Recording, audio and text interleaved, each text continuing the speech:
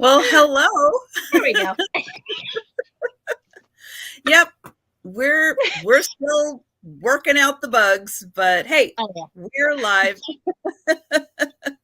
and Nancy's here. Yep, even with everything that is going on, yeah. Nancy is here. And we're going to Hey, make the best of it. at least it's not dripping on my head.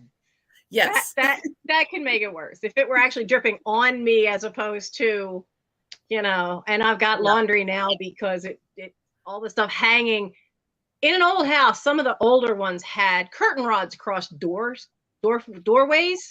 Mm, and there's a curtain rod, of course, at the top of the landing for going towards the back of the house because it was a way in the winter to put curtains up and conserve heat in parts of the yes. room.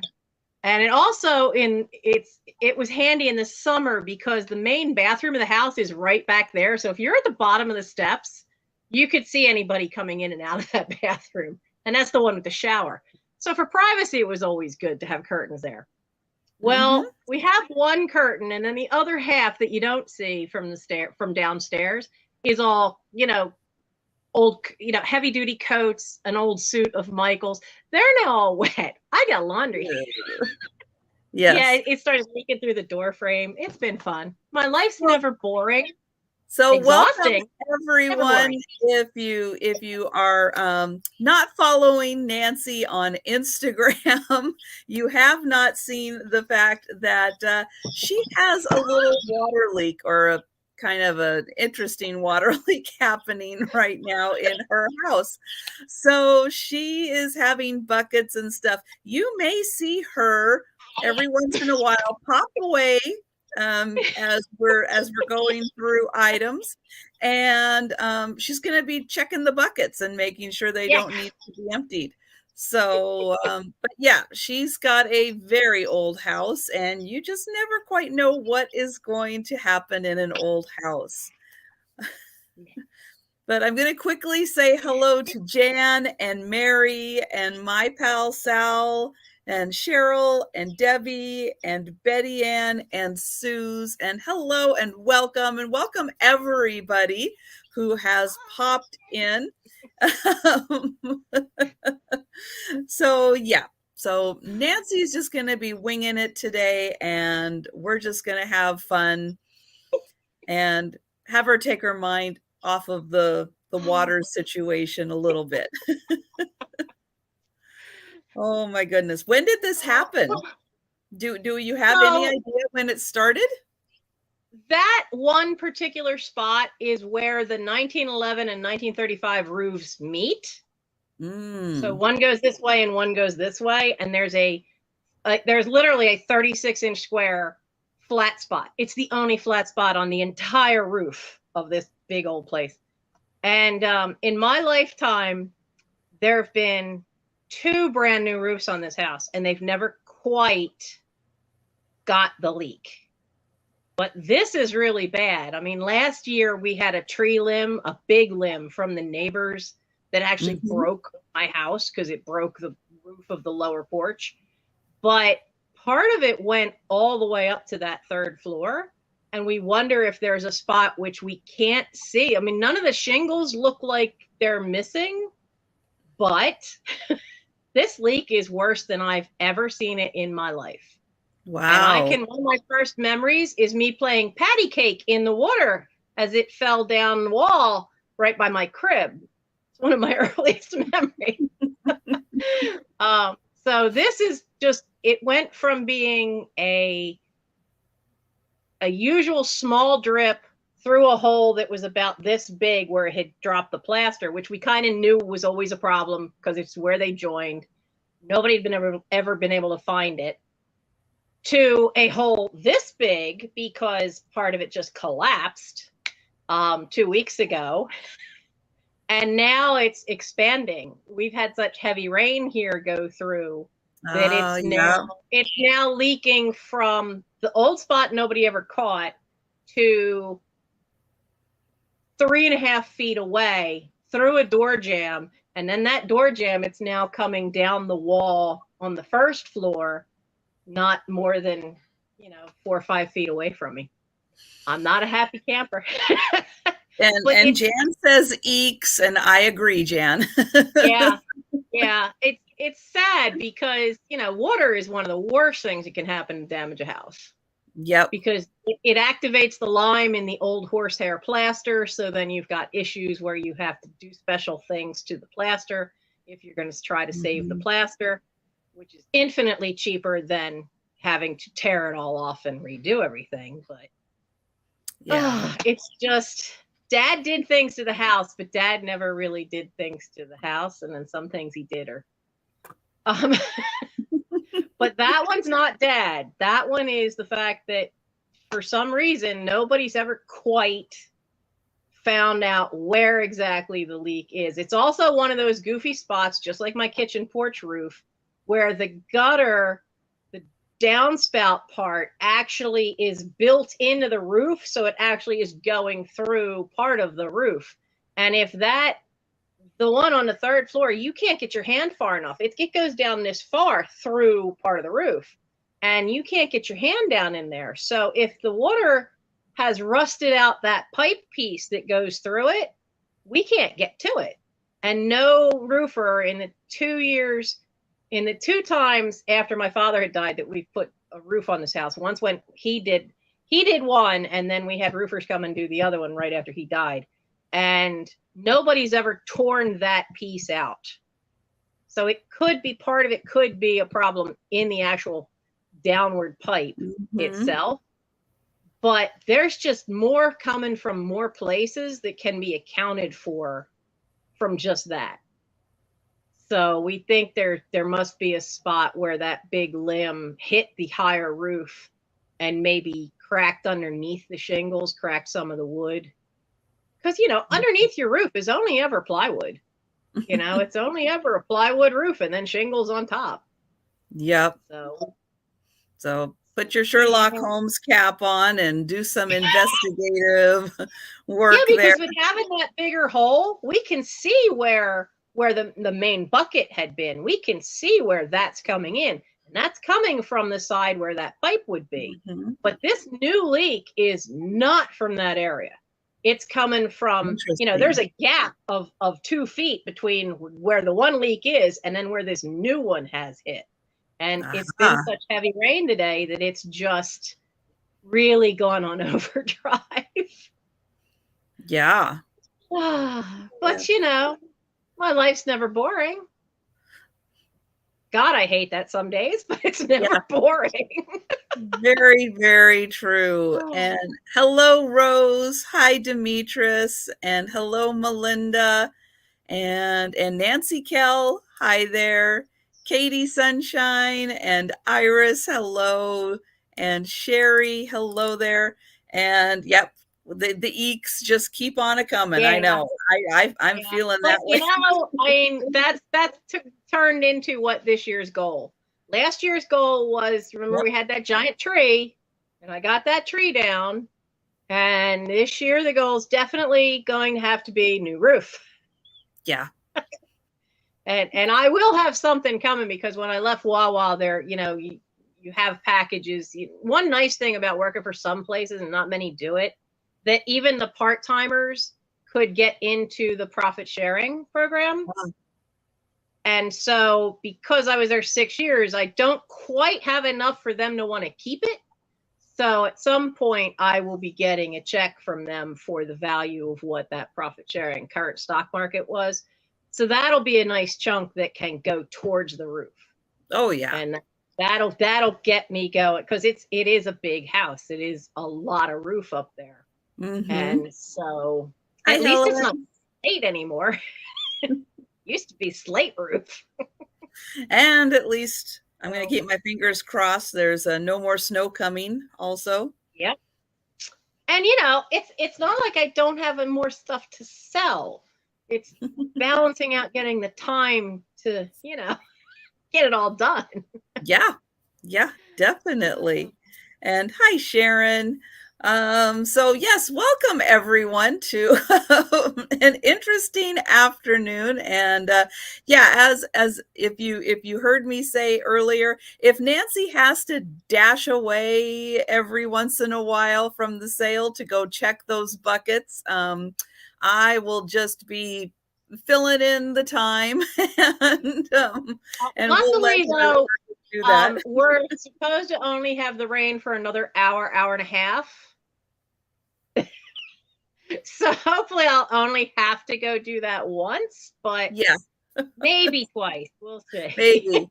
But yeah, because you want to make sure, yeah, like we said, it's not too full because water is heavy, and so Water you is absolutely heavy. have to make sure that you can lift it. Yeah. Yes. Oh my goodness. But yeah, it is great having everyone here for the live sales. So yes, I have Nancy from this overstuffed house. And so yes, it's now even more overstuffed with the addition of some extra water in there, as if it wasn't full enough. If We it don't wasn't need, full enough, right? we've got some extra water happening. But I have been, pulling out quite a variety of stuff. And I had Misty's help on one because there was one thing that no matter what, I could not positively ID it. I thought I knew. And so I finally put it on Instagram. And sure enough, I figured Misty, if she saw it, would come to my rescue. And she did. So today we will have one of the Shawnee little miniatures. The little bear will be up today. So very he's cute. a cute little thing. I didn't know that here they made a line of miniature animals. I never knew they did because there's nothing about it in the particular book on Shawnee that I have. So I had found one lone person online that had this listed as a Shawnee, and there was a kangaroo listed as a Shawnee that is the exact same color and everything. So I was suspicious that it might be. And Melinda's saying that your new one is this over-soaked house. Well, that still comes out the Tosh. That works. It still comes out the Tosh, yes. Tosh. So. So true. Now, I put in the link to Nancy's YouTube channel. If you have not yet had a chance to subscribe to her channel, please do. And then Nancy, let everyone know what's going on Thursday and kind of anything else you have going on. Okay. Thursday, tomorrow is going to be interesting because I'm part of Trusty Huckster Mercantile is doing a shop drop sale hop, if I got the order right of what it's called. I keep getting it backwards. And it starts at, I don't remember what Eastern time, what it starts at. I think 4 in the afternoon. But basically what it is it's a list of sellers that are doing half-hour video sales that they'll drop in their slotted half hour. Now, originally, Patrick was going to be live and I was going to be live. But in light of, roof issues, I am probably going to just do a video. Everybody has a half-hour slot. My slot is 8 p.m. Eastern time, which is when I would be normally starting my live. Mm-hmm. And so I will drop my video for the shop hop. And then the person after me then is Misty at Thrifty Junker Vintage Hunter. And I will probably go live after it just to say goodbye to a few people because I go back on St. Patrick's Day to my time that I usually had been. I had switched with Patrick while he went off to do Matilda at Community Theater. And so I've been at 8 p.m. for a couple of weeks, and there are quite a few people who were new to me who may not be able to see me at 11 o'clock at night. So I wanted to make sure, since this is my last Thursday where I would be at 8 o'clock, I wanted to make sure I go live. So I will probably be live at least to, say hello. I don't know if I will have it be a sale in light of issues here. But I will be live at 8:30 tomorrow after the video for the shop hop drops. So, and then the following week on St. Patrick's Day, I'll be at 11 o'clock at night for live sales again. Back with my night owls. And hi, Angel. Hi, Kitty. Yeah, so I know that, and hi, Leslie. I know that your night owls will be very much looking forward to having you back because it's hard. Sometimes, yeah, certain times just don't quite work for people. Yeah. And so, yeah, I know your night owls have gotten used to you being on later at night, and it works for so many of them. I've actually gotten emails from a couple of them over the months because they're like, when are you coming back? Because they're on the West Coast too. So for Yes, them, somebody on it's this coast so starting at early. 11 o'clock is perfect for them. See, you know that problem, Trisha. Yes, being a West Coaster, yep, I know that. Yeah, a lot of times what's considered a night owl for the East Coast, it's like, well, that's just early evening for us. The night's just getting started. And so, yeah, we do look forward to the night owl sales because they're a great time for us West Coasters. And hi, Linda. So yeah, that's yeah, I will definitely be looking forward to that also. So I do ship from Washington State, and Nancy ships from Pennsylvania. Just to let everyone know, if you are new and do not know that. Um, let's see. One of the things I want to mention also is that this Friday, I do have reminders set up also on my channel, but this Friday, I will be doing my A Picture Tells a Story sale, which is antique and vintage pictures. And I will be having Erin Proctor on again. Have a lot of fun with Erin and with Sue Spezio. She will again be joining as long as she's available and as soon as she is available, because she does have a full-time day job. And so then Friday night is her fun, relaxing time now on YouTube. And then on Saturday, do I even remember? Oh, yes, I will be having Jan from Antiques from Karen on, which will be late night for her. She's Yeah. going to be drinking coffee on that one.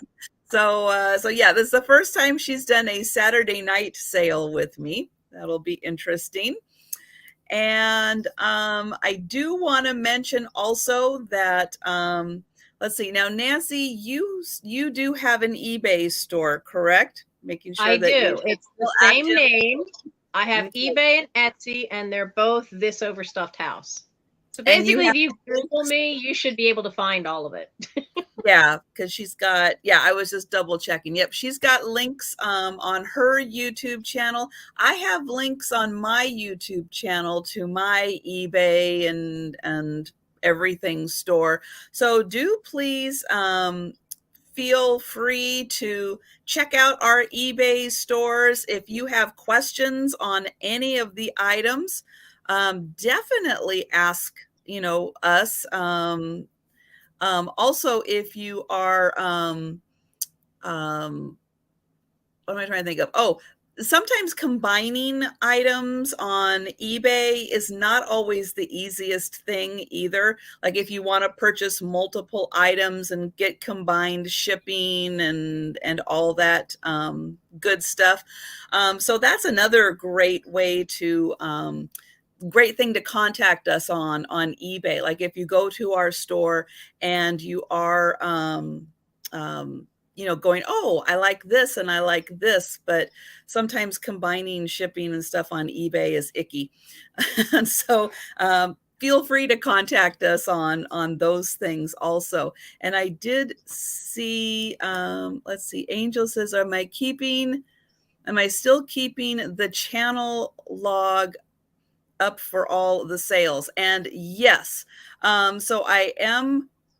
You can always find, For me, it's easy to find on my homepage, the calendar for all the YouTube sales and stuff. I'm not sure how it shows because I only see me when I'm on, and so it's always on my homepage. But you can always go to my community tab. So when you click on my YouTube channel, up at the top, there are tabs that have, what do they say? They say, oops, let me find the channel here. They have videos and playlists, community and channels. And if you click on the community tab, you will always be able to find the latest version of the calendar. I'm actually working on a new version and will either have that out later tonight or tomorrow, because I've got some things going on with some people with some time changes, including this one that will probably be reflected on the new calendar also, which I'll probably do that Thursday. But yeah, there are some other people who are changing some things to kind of correspond with Thursday. So I'm looking to get a new calendar out there. But yes, and if you know of anyone who has a time change that's different than what I'm showing. Sometimes because I try to double check, but I've gotten caught a couple of times. I'll put in the West Coast time instead of the East Coast time because I have West Coast brain. And so sometimes yeah. I'll put in, oh, there are live sales at 4:00. It's like, no, it's at 4:00 my time, but it's really at 7:00. So every once in a while, someone will check out the calendar and go, oops, nope, you got the wrong time. So yeah, so if you notice that I've done anything like that, definitely let me know. But yeah, I'm happy to do updates on it all the time. The only thing I ask is that it's something that it's not a weekly calendar, it's an ongoing calendar. So if somebody does something every Monday night or every other Monday night or one Monday night a month, but it's going to be every month, Monday at 9:00, I'm going to do a video premiere or something like that. Those are the kinds of things that I add to the calendar. If you're just having a one-off or a one-time collab or something like that, that's not the spot to put my calendar. But yeah, if it's something you're going to be doing on a regular basis, then absolutely let me know. And not just you, but if there's someone else out there, let me know. Give me a link to their channel. Let me know when their sales days and times are, and I will be happy to add them to the calendar also. I do also want to mention that in the prices that we have for items, shipping costs are not included in those. There are probably a few items we're going to be doing as offers. And for countdowns, I do a going once, a going twice, and then a sold or a bid end. You will start seeing that in the chat. To accommodate the lag, once you start seeing the going once, that is your cue to get your final offers in order to make sure that you get your offer in before the bid end and that bit of lag that we're always dealing with. I don't do just in case. That's right, Angel Girl. I don't do just in case. But once the going once, going twice starts, you can't outbid yourself. So if you have a $5 bid in on this awesome pen, now this is a red pen with red ink. It just doesn't have a cap. I know that's going to be a deal breaker for some people. But if you have your $5 offer in and you want to put in, we're doing the going once, going twice, and you want to put a $7 offer in, if no one else comes in, then you'll get it for $5, not $7. So just to kind of explain that. And then if you have questions about anything that we are showing, size, texture, condition, whatever, please put those into the chat and we will answer your questions as quickly as we can to make sure that you have an opportunity to have all your questions answered about an item before we give a price and anything like that. And if we're showing something and you would like it to be an offer instead of a set price item, please put offer into the chats. I've heard, but haven't really seen yet, the people that are like if two people are interested in an item, then they will automatically do an offer. I haven't really played around with that, but if you guys know about that and like it, don't like it, let me know in the chat. Or if you have no idea what I'm talking about, then that's one of the things too, because I'm still trying to kind of figure that one out too. Nancy, is there anything you would like to add? Or no, you pretty much covered it all, because we do pretty much the same thing. We allow people to make offers on ours, and I don't do just in case either, because no. I have enough going on in my brain as it is. Exactly. And hi, Warren. Hi, Danny. Great to see you guys. Okay, so I'm going to go ahead and let my guest go first. I'll tell you, I get distracted just as much as the next person. So I think we'll just do one item each, because I know you guys are going to laugh, but counting to 2 can sometimes be really hard. Right? Because you're so focused on each item that you forget if you did forget 1 or 2. Yeah. So easily you forget. So I think we'll just do 1. And if you see me looking down to write, it's because I didn't even fill out my list yet. I've got like stuff scattered all over, and I haven't even been cleaning up the mess upstairs most of the morning. So I didn't get the paperwork part. I think that'll make it easier doing 1 item each also. That way. Then you can have time to write. Take your notes. So here's a surprise. I'm actually purging something from my fairy collection. Whoa. Yeah. It is from the 90s, because that's when I worked for Joann Fabrics, because their home decorating line I don't know if it still is, but it used to be called Interior Accents. And in the 90s, they had a garden fairy collection. And I was going through a box, and she was in there, and I thought, I'm not going to use her. Hello, Thomas. Come on, focus on the fairy. Yeah, that's surprising. It does not want to focus on your fairy. No, it doesn't. It's being difficult. So, but it is a nice little, it has the thing to hold a votive or a tea light. Now, the candle's never been used. There we go. But it's kind of rounded. Now, the glue part, being that they tried to glue glass, of course, that doesn't work. So that does come out. But you could use this. It's all made of resin. But even after you use the candle, you could make some little display with maybe a little koi pond or something in there. I have a tad too much light. I've almost turned off all the lights. I may have to turn off that one. So she's 5 inches wide and 3.5 tall.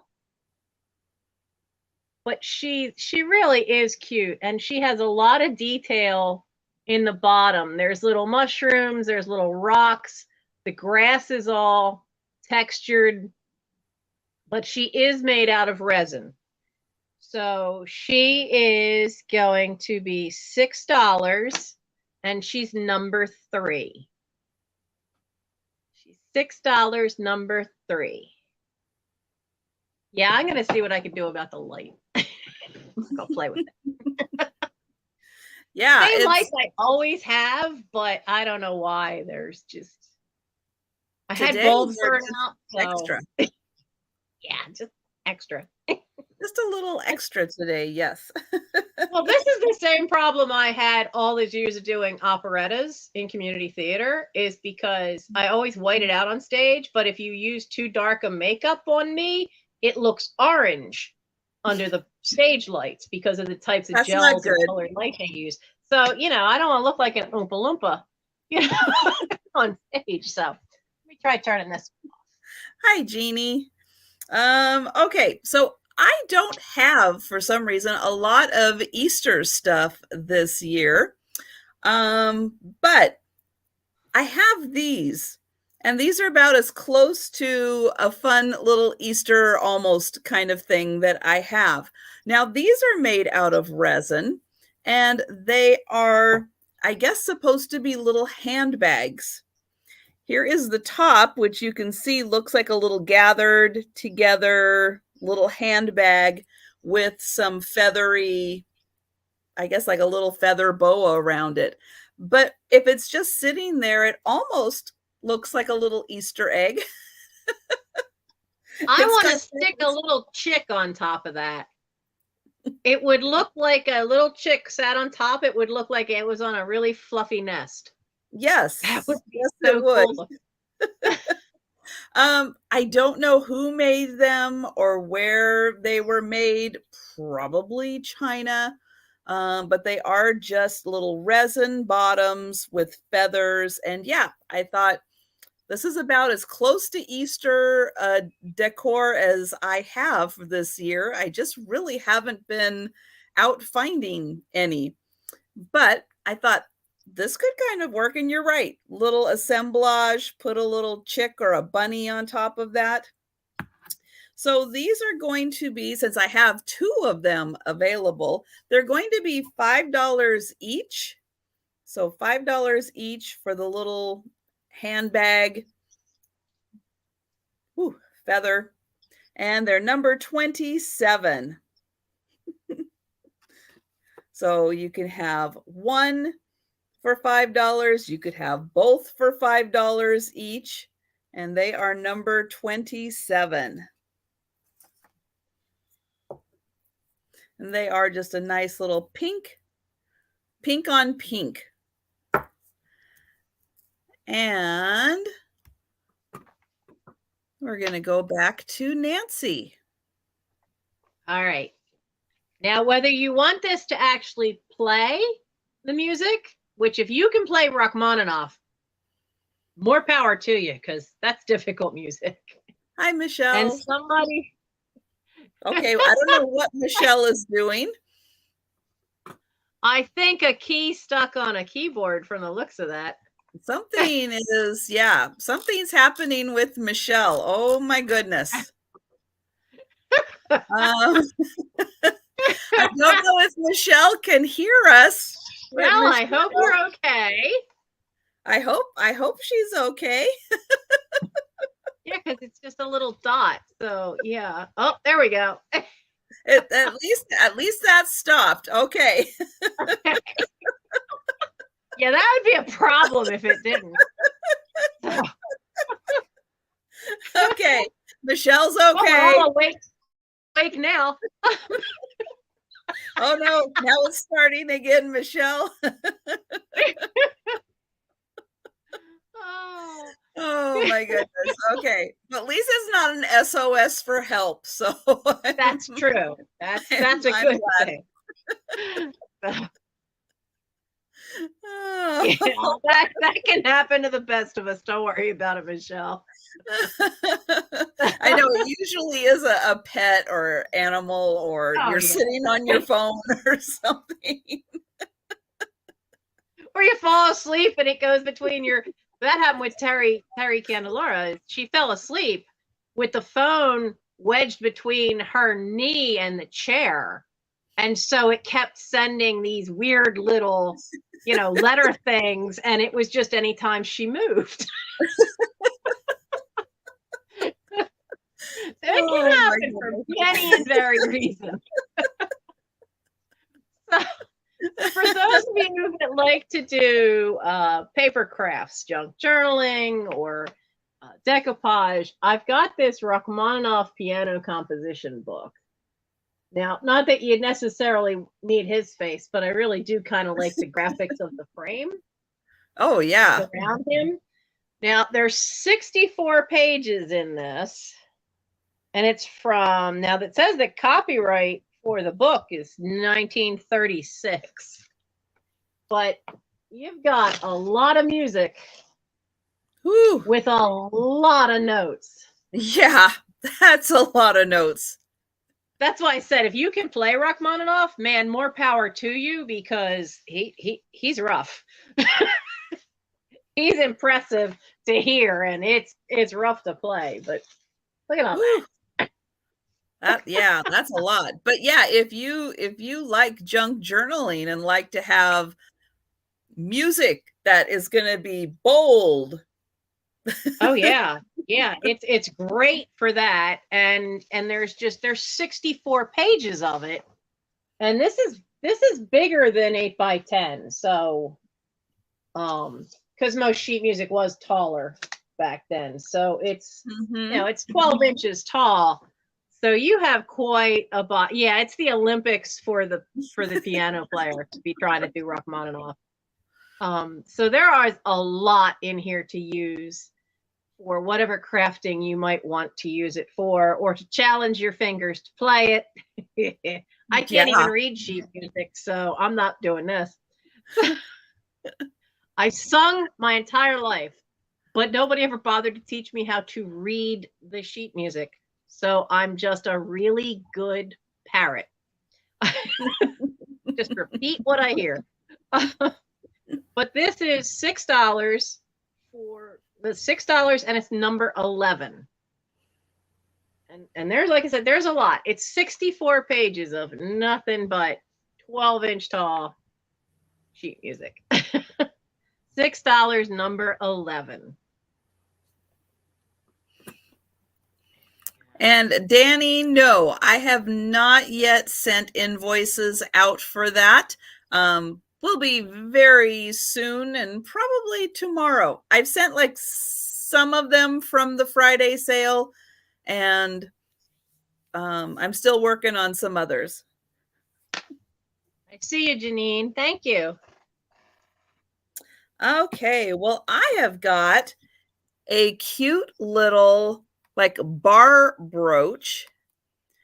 So this is just a nice little straight line, really pretty. If you had a collar, put that right in between. They also look really pretty when you have like a pocket. You can put it at the top of a pocket. That also looks nice. So this one is a gold tone, and it has, oops, there we go, rhinestones on each side of this pretty red rhinestone. I'm going to show the back right there. And this one is about 2.5 inches long. Just a nice classic design. And it is going to be $6. And it's number 38. And again, if I were wearing it kind of in between my collar, you can see it would be about that big. And hi, book. So $6, number 38. And that was a fast one. So we'll see if Nancy's ready, and we will go back to her. Okay, I have 2 vintage Easter postcards. Now I'm looking for a date. Got to be old because it says that the postage would be 1 cent, but it's embossed and it's printed in Germany. It says, "Welcome Easter morning." And you have a dogwood flower and then a silver embossed bell. Now there is a note on the back, but it's written in really fine hand and in pencil. So I turned off every light but one. So now I'm kind of in the twilight and I can't read that. But it does have some note from somebody named John on the back. The other problem is when it's embossed, it's hard sometimes to read when they write over the embossing, because it's not a flat, even surface then. And then the other one has another note from somebody else that has such crimped writing. All I can read is "Dear Sister." But this one was postmarked 1924 on the back. And this one has "Thy kingdom come," Matthew 6, verse 10. And has this neat little window looking out into a garden and asters on it. So it's the pair of them. So for these two early turn of the century 100-year-old cards, well, just about for the one, it's $6 for the pair, and it's number 7. $6, number 7, and you get both of them. Now the one of them has there it is. That one has a little crimped corner where it's separating, but that's it. So $6, number 7.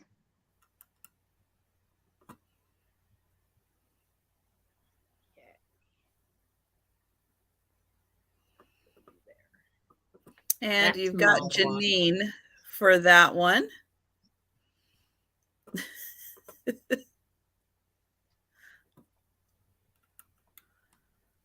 Okay. Well, we know Janine's here for the paper goods. Well, if you have seen my last or latest haul video, you'll know that I've got some Scotty dog stuff. So lots of Scotty dogs. I have brought some of the fun here. And hi, Sue. So I'm going to start with this fun keychain. Now, what was neat about this particular collector, who I guess had 4,500 different little Scotty stuff in this estate. So a lot. Hi, Nate. Thanks for joining. But they actually kept the price tags on a lot of the items that they purchased. So it's kind of interesting how prices can fluctuate and stuff, you know, through time. Because I would imagine that they probably spent several decades amassing this collection. But this is, it feels like, I don't know. I'm going to say pewter, but I'm not 100% sure. It has a very like brushed nickel appearance to it. And hello, Simply Sue's Vintage. But it's just really cute. So on this side, you can see the bow. The back side does not have a bow. And for this keychain, it is going to be $9. And it is number 23. And you can see it's just a few inches, probably 2 inches high by about 2.5 inches wide. But $9, number 23 for the Scotty keychain.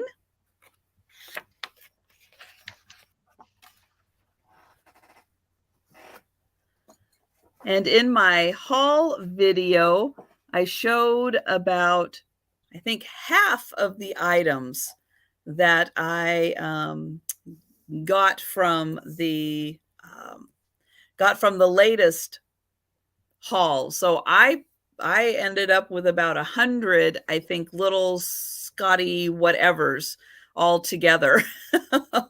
But a lot of fun stuff. And hello, Diana. All right, so we are going to go back to Nancy. All right. I grabbed these at the last second just because they're different. Now, if you want to use them for junk journaling, that's fine. We all know modern newsprint and even some of the old one is made of rag paper, so it gets very brittle as it gets old. These are in-house newspapers that were for very specific things. The first one's actually for a very specific company. In Wilmington, Delaware area, that entire Newcastle County, northern Delaware, the Wilmington News Journal is the main newspaper.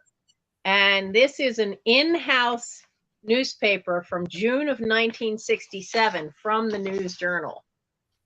It was for the employees, but it's done on a really much better quality paper than average newspaper. It's actually more on typing paper. So I thought this would be neat if you wanted to have that background on a journal page that looks like a newspaper, but actually is of the better quality paper, so it would last better. But it folds out. It's just one sheet that folds open, but it isn't the only part you're getting. So this one is June 1967. Then I have one that is the ITU review, and the ITU is the International, now I've forgotten what it is. International Typographical Union. This one's from 1966. And again, while this one was the outer of the pack and it has started to turn a little yellow, it's still more like typing paper quality than it is rag paper, which is what they use for the newspapers. I did like that they have this article about some organization called NAM sending propaganda to help maintain press freedom. So the idea of people putting things out there to influence the consumer has been going on forever. But I had to laugh that it was specifically taking the lead in downgrading President Johnson's poverty program. So you have that one. And the third one, not to be outdone, that's the one side. Now you have the Progressive Record, which is for the Progressive Party within the International Typographical Union. And this one's from 1964. I didn't know the union was so big that they needed all of this. Right? And it's even got Seattle.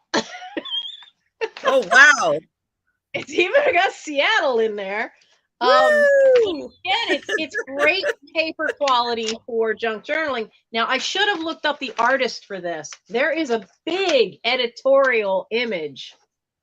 Oh, my. Yeah.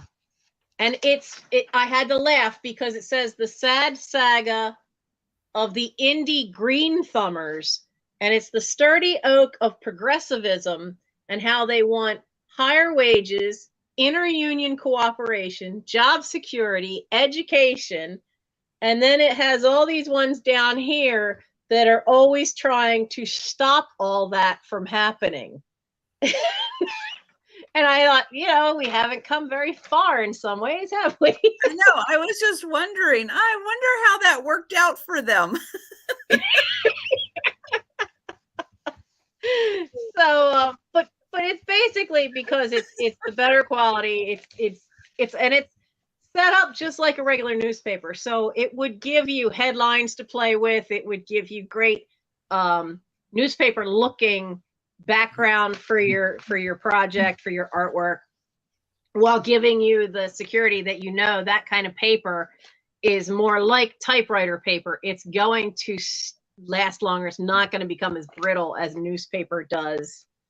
So it's just $5. It's a bargain basement price. $5 for the three of them for the 1960s Union newspapers. It's number 13. $5, number 13. You get all three of them. And it's got Seattle. And then the one even has Seattle. That was what cracked me up on the one. I was like, oh, it's Seattle. I have to I have to take this one. But yeah, they have Grassroots Approach. Sacramento Union is in here. The Seattle Union's in the other one. And I see Janine. Yeah, this house is full of all kinds of paper. And D Rose, I did see your note, and no, the package has not been shipped yet because she does not want it shipped yet. So no, it has not been, and I do not know when it is going to be. So my next item is this cute little guy. So I just have the one of them. This is like a little custard dish. I had a set of 4 of these. Very similar design, but it was a little bit different. And it had the Hazel Atlas mark on the bottom, which this one does not. So I'm not sure if it was made by Hazel Atlas or another company that just happened to make a very, very similar custard dish to the Hazel Atlas. But hi, Sarah Lee. This one does have a glow to it. So you can see that this is a beautiful uranium glass, and it does have an absolutely lovely glow to it. And I'm gonna, show that off without blinding you too much. But it is small. Again, it's more of what you would consider like just a little custard size, little dessert, maybe a little fruit cup in here. And it is going to be $6. And it's number 26. There's no chips or cracks on it. And it's just a really fun kind of mid-century look with all of those little columns in there. And just a fun little design. And I guess you could put even a little tea light candle in there and have it glowing. But it is uranium glass, and it does have a really nice glow.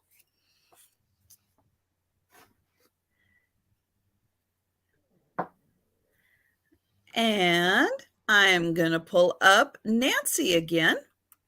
All right. I have, ow. Why did I just get, wait, I felt something. I don't want to feel that kind of ow when it's a nice piece of glass. And Cheryl, thank you. I see you for 26. I can feel it. I can't find it. Cheryl. Okay, so there's a rough spot, and it looks like there's some kind of impurity in the glass. Because whatever that black piece is, it's in the glass. So it honestly looks like a little piece of metal, and it's actually in the glass itself. There's no way this is gonna. I'm trying. I'm getting in really close so I can see. Yeah, I'm trying to get it to. Interesting. Yeah, I've never come across that before. But it's called, there's a couple of rough spots. And they're only around the bottom. And when I looked at that one, there's actually like little metal piece in there. So it looks like there were some serious imperfections that happened from here over to here, where, and it's on where it would have gone into the mold. And they all have like little tiny black bits in them. So that just reduced the price. But it is a nice piece, and it's depending on the light you see it in. Like on here, it looks amber, but to me, looking at it, it looks more green. Oh, interesting. So, and it does have its made in Italy little sticker, but I wasn't able. It's a little gold and red little tiny sticker. It says made in Italy. I was not able to ID who made this. And what I'm wondering now, because there are little bubbles. It's not the most perfect piece of glass because there's little bubbles all through it, but it still looks really cool. And the inside is nice and smooth. And I'm sorry I didn't catch those imperfections to the mold. They didn't, it's like that whole bottom section didn't take right. But you could still use it. You could make an assemblage out of this. Being that this is nice and flat, if you wanted to, you could do this way and put something up here and make it a fancy part of your display. So it is a nice piece of glass, and it was gonna be an offer up, but I don't think so now with those flaws. So this will be $7 for the Made in Italy glass, and it's number 20. $7, number 20, and keep in mind that there are, for about 1.5 inches, there's a set of flaws. You can't see them, but you can feel them. And when you look close, one of them actually has a little piece of metal in the glass. It is marked Italy, Steph. It's got a little sticker. It says Made in Italy. And I see interesting. I wonder if maybe part of the mold like broke off. That's what I wonder, because it's not like I can go around the rest of it and I'm fine. It's just this one little section where it's just definitely weird. And I know when I washed it, I didn't catch that. But when I washed it, I was more intent on keeping my thumb well over that sticker to make sure no water got on it. True. Very true. Yep. Good point. How much did I just say that sucker was? $7. That's right. Because I got to rewrite my notes here because. There we go. Thank you. Okay. So my next item is a little Scotty planter. And he is in beautiful condition. And yep, springtime is coming, so I am just always thinking planters in springtime. And he is a pretty good size. Measurement wise, he's about 6 inches tall. And he's about 5.5 inches across down to his little tail there. Now this one is marked on the bottom, and he's got a sticker right there. So he is made in Japan, 1982. And maybe I just did not know how to spell sarsaparilla, but that I guess is sarsaparilla. And so this one says 1982 there. And then when I turn it around here, you'll be able to see the sticker. So Sarsaparilla Deco Designs, New York City, New York, 1982, and then Japan on the bottom. And hi, Angela. And I'll get in so you can see his super cute face. And so he is just a nice size planter. And he is going to be $16. And he's number 30. So $16, number 30 for this guy.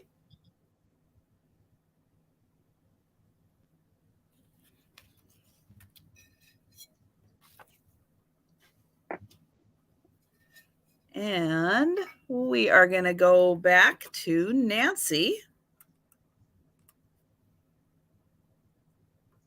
Nancy's playing with the bear. So this is the bear that was on Instagram, because I could not identify him. And I did find one lone place online that had him listed saying that he was Shawnee. And thanks to Misty, we did find out it is definitely Shawnee. Apparently, Shawnee had a line of miniature animals. This is an offer up, And it is starting at $10. All right. Now, these miniature animals that Shawnee did, there's a kangaroo. I know I've seen the kangaroo and I've seen the bear. There's a deer. I saw a cat and a dog planters that were in the same type of finish, but I didn't see the miniatures. Apparently, this miniatures series is not common to find. They really are not common, and he's in beautiful shape. There's no crazing. There's no cracks. He just has that cute little bear cub face. He's just so cute. He's only 3.5 wide and 3 tall. So he's just, I mean, he fits in the palm of your hand. He's just a little cutie. Absolutely little adorable thing. So if you like Shawnee, or if you just like for spring having pastel colors of things around to decorate with, he's just an adorable little piece. But they are not common at all. So he's, I see Angel Girl for 10.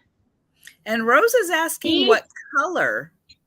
Yeah, because the glare of his got such a good gloss on him that he glares a lot. There we go. Because he is a baby blue color. Okay. Funny part is that light, I only have that light on, and that's aiming at the ceiling. And it's still putting too much glare. And Simply Sue's Vintage, thank you. I've got you for the number 30. I appreciate that. But he is really cute. If you know somebody that likes to collect bears, they could collect them. I like having pastel stuff around for spring. Because I just like the colors, and then I go on for brighter colors for summer. But he's very cute, and as I said, he's not marked in any way. There's no marks on the feet. So I had to really, get some help to find out, because my Shawnee book is very small. Doesn't have a lot in it.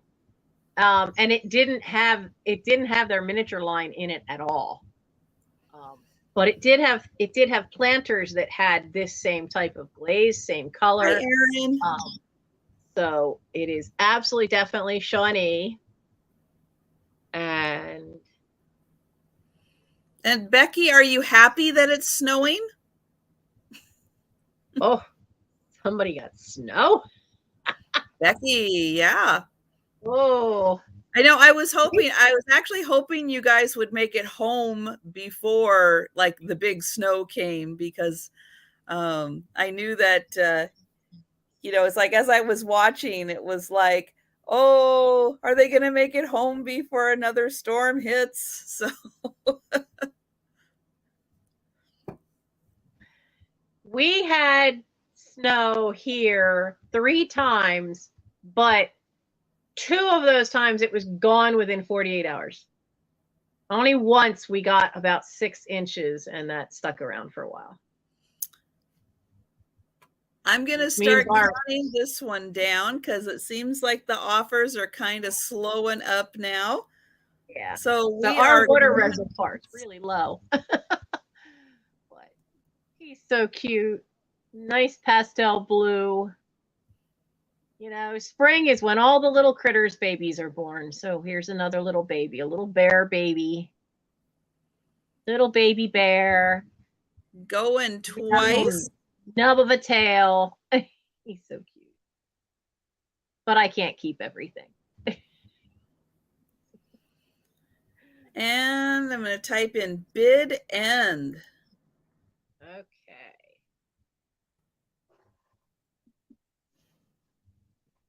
Let's put him in there. And I'm going to double check that I didn't miss anything in the chat. Nope. Angel Girl at 15 is what I see. Hey, thank you.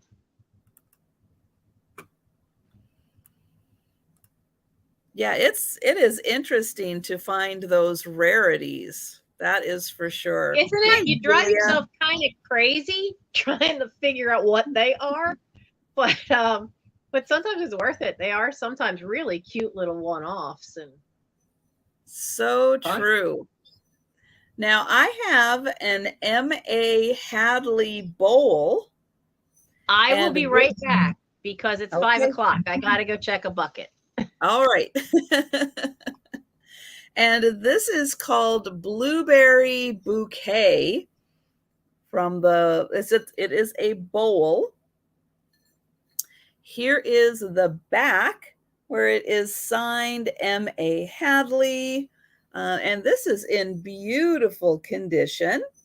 You can see no chips around the rim, and it does have that lovely green trim around the rim.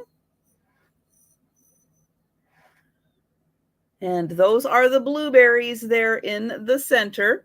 So again, this one is called Blueberry Bouquet, and it is just a bowl, but such a fun bowl and a great way to start a collection if you are interested in getting into more M.A. Hadley items.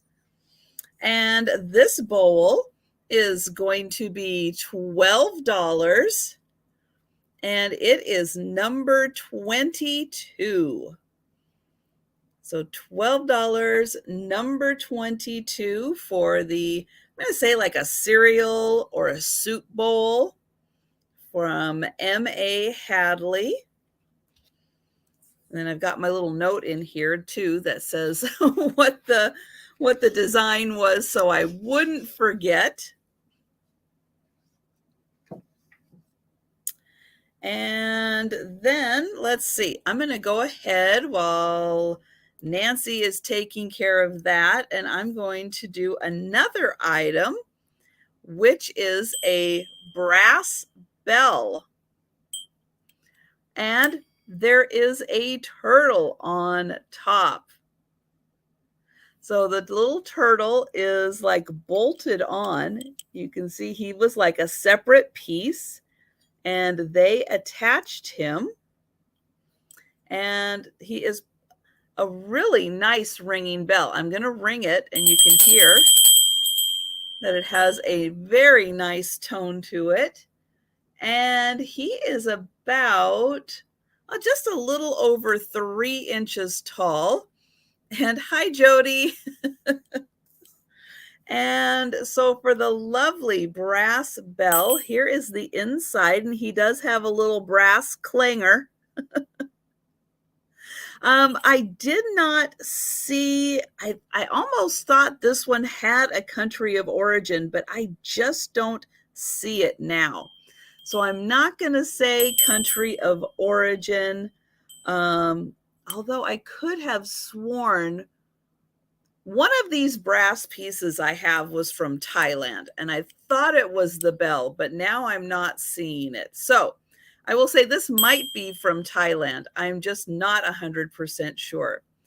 Is the bowl microwave safe? Ooh, that is a good question, because if I remember correctly, M.A. Hadley stuff was made before there were microwaves.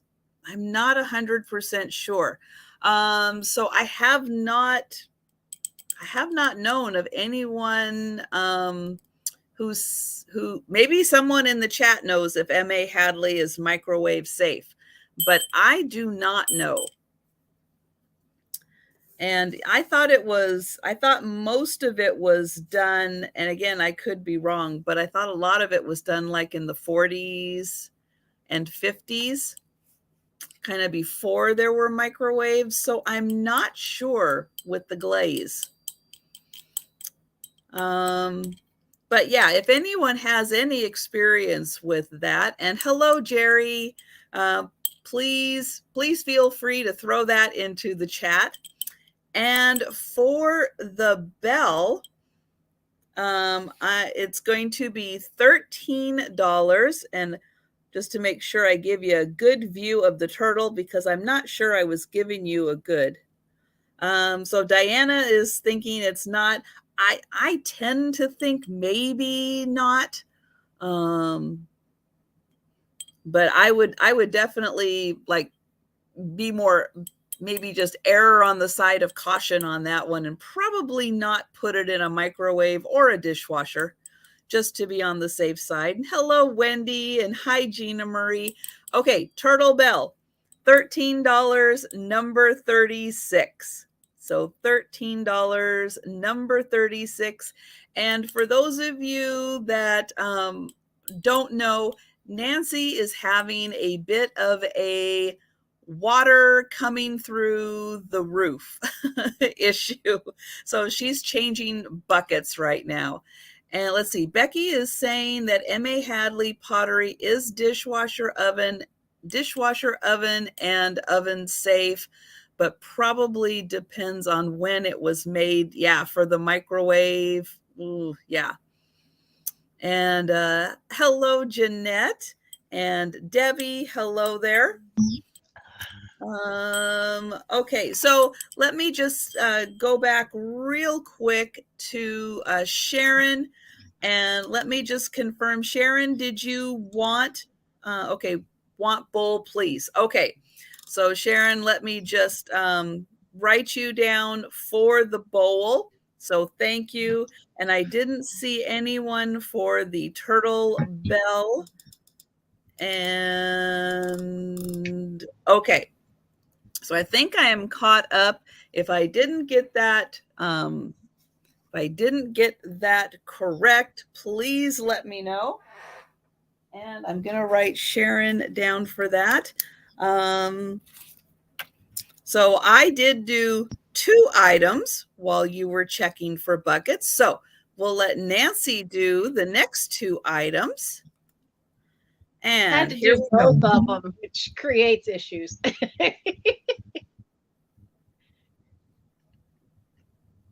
So we have, one of the buckets is actually a trash can that's like yay high, but I have plastic sheeting that goes from, you know, where it's leaking in the door frame down to it. And you have to get the plastic, once you move it out of the way, then you got to fiddle with the plastic to get it right back in just the right angle so it doesn't drain onto the floor. So, it's also heavy and my back hurts now. So I have, let's do this one first. There's another ephemeral kind of piece. It does not have the front cover, as you can see, but it has cool graphics. This is a Good Housekeeping from 1970, from April of 1970. This is definitely one to use for cutting apart. I love that rain jacket because it's all looks like moire fabric, but it has all the stuff you could ever want. It's got the old ads,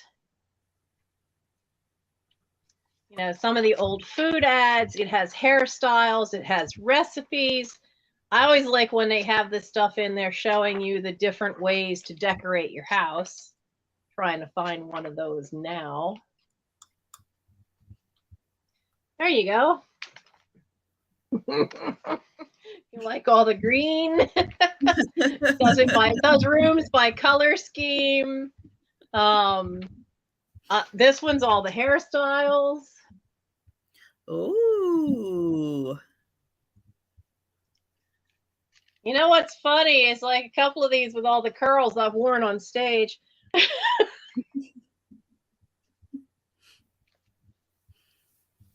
This one's my favorite. She's got that bun way, way up. Oh, yeah, she does. But because it doesn't have the cover, and my mother did go through this one and apparently cut out some of the coupons, as you can see on the first page. Back in the day when they actually still had coupons in the women's magazines. But it's just primarily for use for junk journaling, for your art projects. So this is Good Housekeeping from April 1970, and it's $5. Let's lower that to $5, and it's number 15. $5, number 15. And you can have some fun adding some, 1970s images and graphics and clothing. My son loves watching some of the stuff that shows them because he likes to see how they decorate. And then he gets to the things where it's all orange and he goes, "We could do that here." I'm like, "No, it's still my house." "No, you're not." "No, you're not." "No, you're not."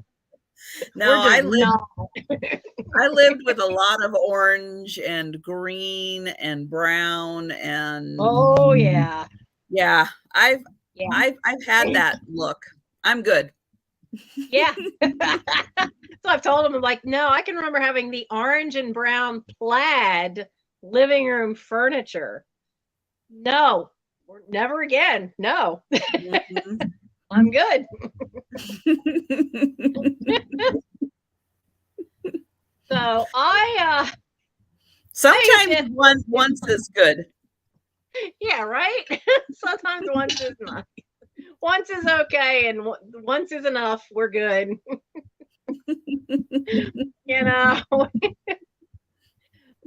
This I'm going to make an offer up. We're going to start it at.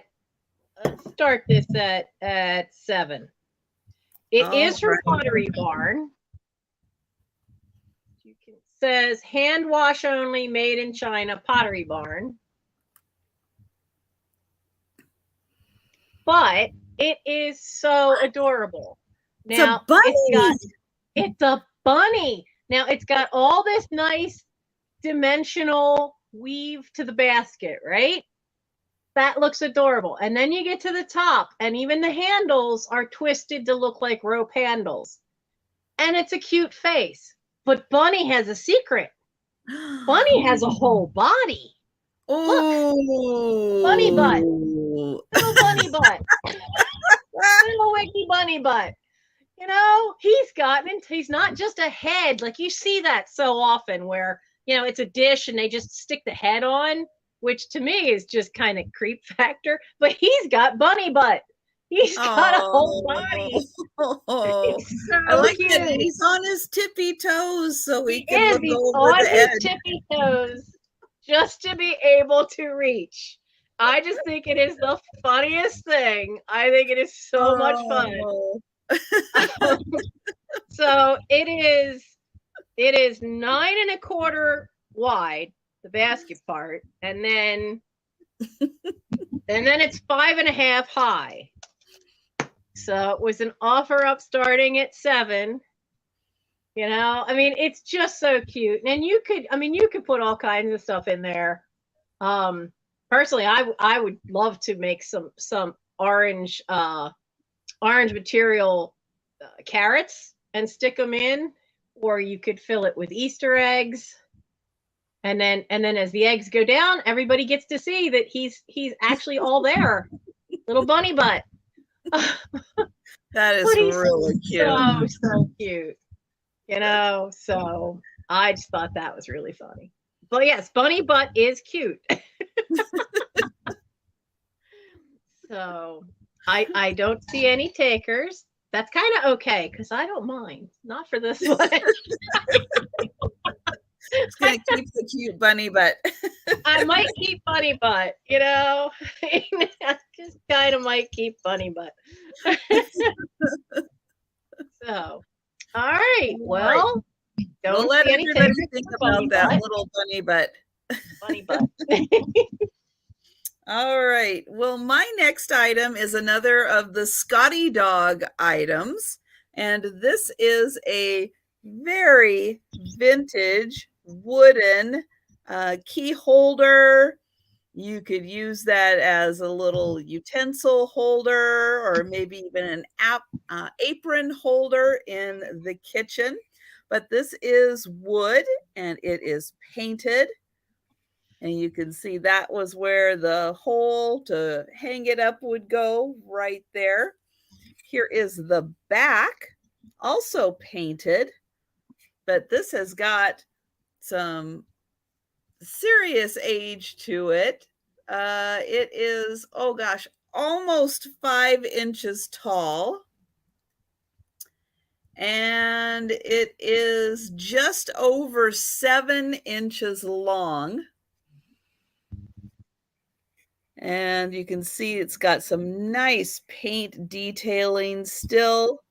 And the little Scotty is there. And it's just a great little holder. And this is, there we go. This is going to be $14. And it's number 25. And it is a great, again, key holder, utensil holder, even your apron. Don't know about a towel, but even if you had a couple of cute little towels you just wanted to display, that would be a great little holder to put it on. And that is the little Scotty dog there. And, oops, let me put that right there. All right, so that was mine. We're going to go back to Nancy. Nancy's having issues. His ribbon fell off. Can't get it tied back on. I love that Scotty dog thing. It reminds me of stuff that used to be at my great aunt's house growing up. One of them, just anything dog. And there was a lot of stuff like that that had Scotty dogs on it. I still have a little wooden marquetry box that has a Scotty dog on it, all in marquetry work that I kept from them. So I have this big ceramic bunny made to look like a chocolate bunny. He's all painted around, grass at the bottom, pale pink flower, pale pink eyes, pale pink nose. No, even shaded, that still looks white because it is a really pale pink. It does not have it has some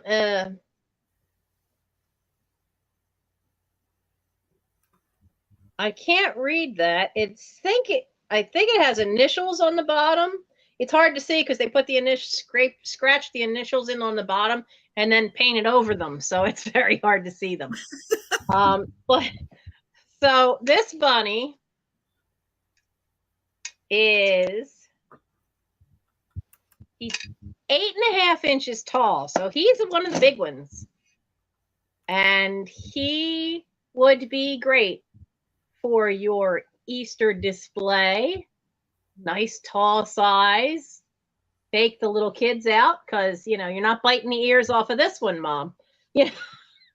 No, but I want a chocolate bunny now. That looks so good to eat. Yeah, because they got that color right, and when you see it up it's close, glossy. It is. It's just got that just enough gloss like chocolate. And what they did is they dry brushed over the fur. So when you see it up close, because you can see all the lines to show that there is fur lines on it, but they dry brushed a really just barely lighter shade of brown to show the dimension of the fur. And when you have chocolate, I mean, sometimes the cocoa butter does that. It dries a little bit, so you see little white lines on it, and it just looks so cool. So yeah, chocolate bunny. Looks good enough to eat. Chocolate bunny. This is the large one. He is $8, and he's number 16. $8, number 16. Well, they did a really good job on him. Yeah, they did a nice job on him. And you've got Rose for number 16. That's a good one, Rose. All right. Thank you, Rose. But if it makes you want to go out and buy more chocolate bunnies, because that's what it would do in my house. If it were sitting there, I'd be going, okay, I need a chocolate bunny. All right. Well, I am going to pull out some pink glass now. So I've got this, oops, beautiful Oh, tray. oh, Yeah, good thing it's got a handle on it so I can grab the handle. I was sure you lost it. Oh man, good catch. No, actually, because it went right into my computer screen. So yeah, it wasn't going to go very far. So this one, I'll hold. I've got two hands. I'll measure it. Let's see. I'll measure it without the handles. There. So it's about 2 inches thick, and it's about 6 inches across without the handles. The handles are going to make it about 7 inches across, but it's about 6. And then it is about 3.5 inches across and 2 inches deep. This, I believe, was made by Anchor Hawking. And it has a beautiful design across the top. And you can see the edge. Let me get in here close. And you can see that edging follows the design and creates a beautiful top. It also follows the design on the bottom. So it's not quite like a traditional footed bottom, but it does have a little bit of a foot on it because that design comes down and kind of creates a little bit of a foot on this beautiful pink dish. And this little bowl is going to be $14, and it is number 21. And this would be absolutely gorgeous in an Easter display. And you could put little chocolate bunnies in here. It would be lovely. The pink is such a great color for Easter. And this one is $14, number 21.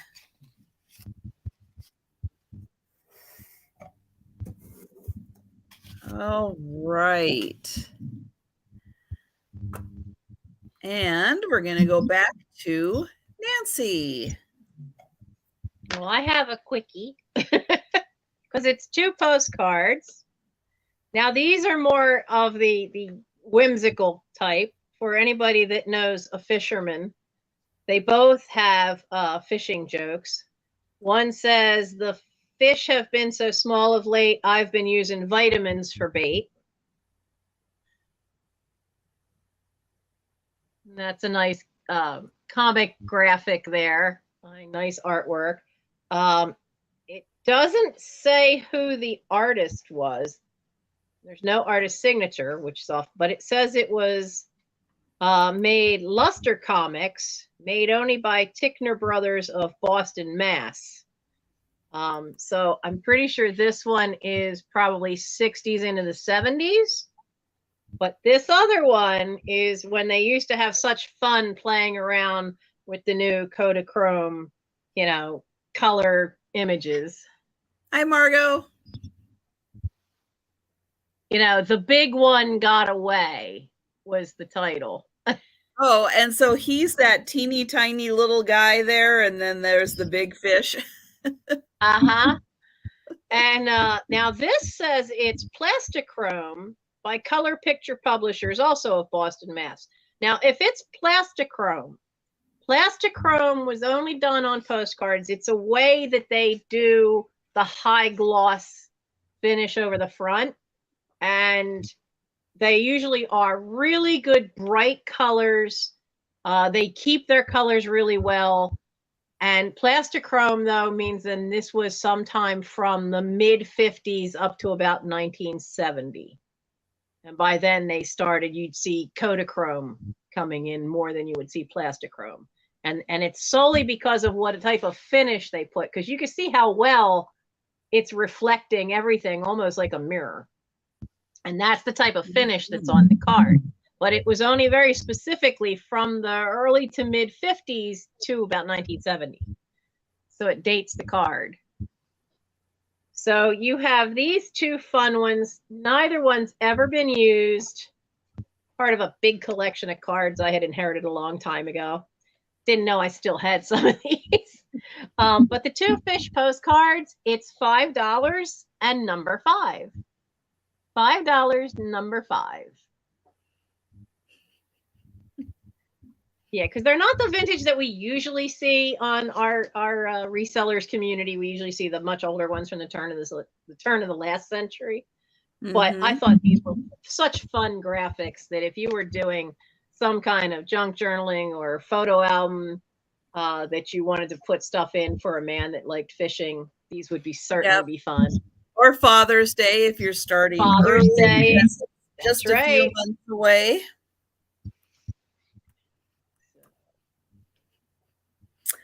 Okay, well, I'm going to go back to some Scotty dogs, and I have a little lot of 3 black Scotties.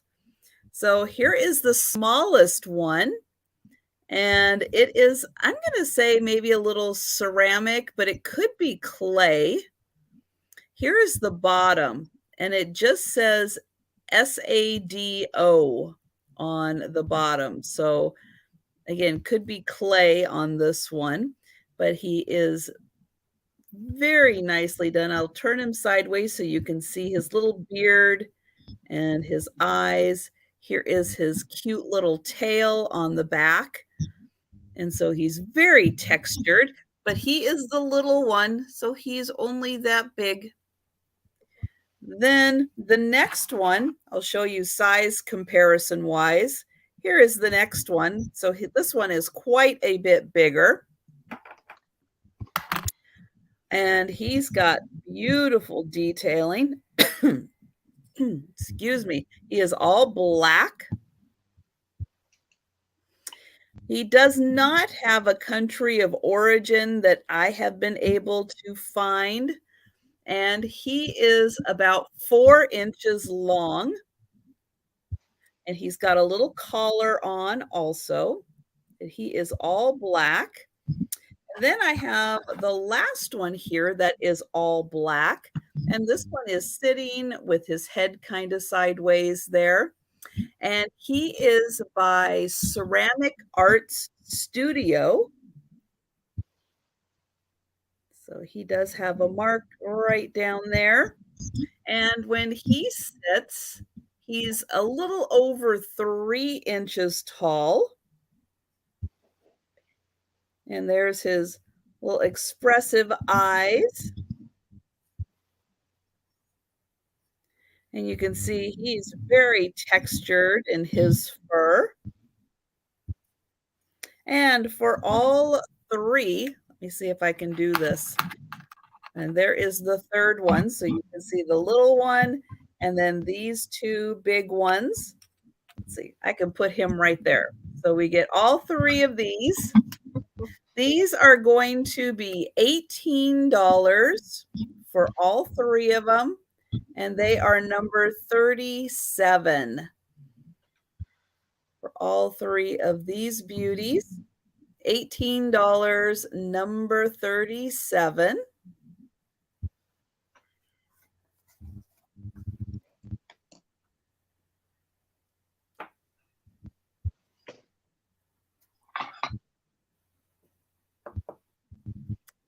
All right, and we're going back to Nancy. Okay. I was just double checking to see if I had gotten an email. And Angel Girl, if you're still here, would you please make sure you email me your info? I think I've sold to you before, but I think it's been a while. I did finally, it just came in today's mail. I did see another reseller that actually had the old Rolodex with extra cards. So I will now have something I can actually put everybody's thing in and be able to quickly and easily find it. So I have another fish because I got a whale of a tail here. It does not have a maker's mark. There's no maker's mark, but it is an ashtray. Now it does. Yes, it is. he does have a little sticker in there, but there's some wear on the sticker right across where the name is. So I can't tell who it is. The sticker itself is red, I think red and silver. Yeah, it's red and silver, but I don't offhand know who would have done that. Now, across the front of his forehead, it says Atlantic City, and it has N.J. So it's Atlantic City, New Jersey. Now, if you had one of those Disneykins little mini Pinocchios, you could stick him in there. He'd fit. But he's just, man. Yeah, he's, well, come on, you know, Pinocchio got swallowed by a whale. It didn't hurt him. Yeah, yeah. So true. He's 4 inches long and 3 inches high.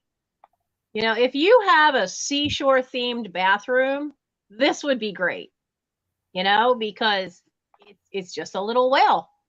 And you could have Q-tips sticking out of his mouth, you know, in your bathroom. I like that they did the eyes. The eyes are really nice.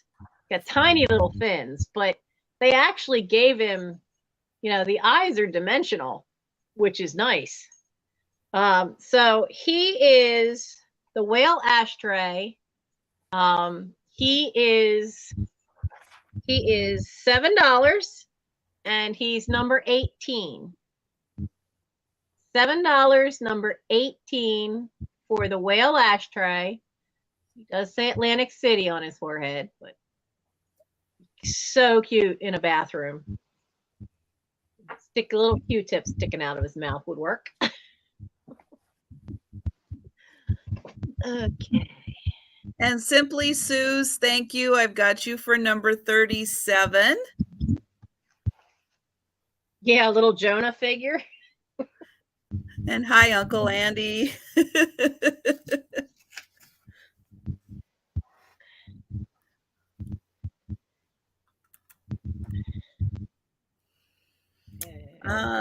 Okay, so my next piece here. Debbie Barbette, do you mean number 18? Because 18 was the number for the whale. And you haven't done a number 8 yet? No, I have not. Okay. So yeah, Debbie, just let us know which item you're interested in. And you can go ahead and just type a description of it, and just to make sure we match everything up correctly.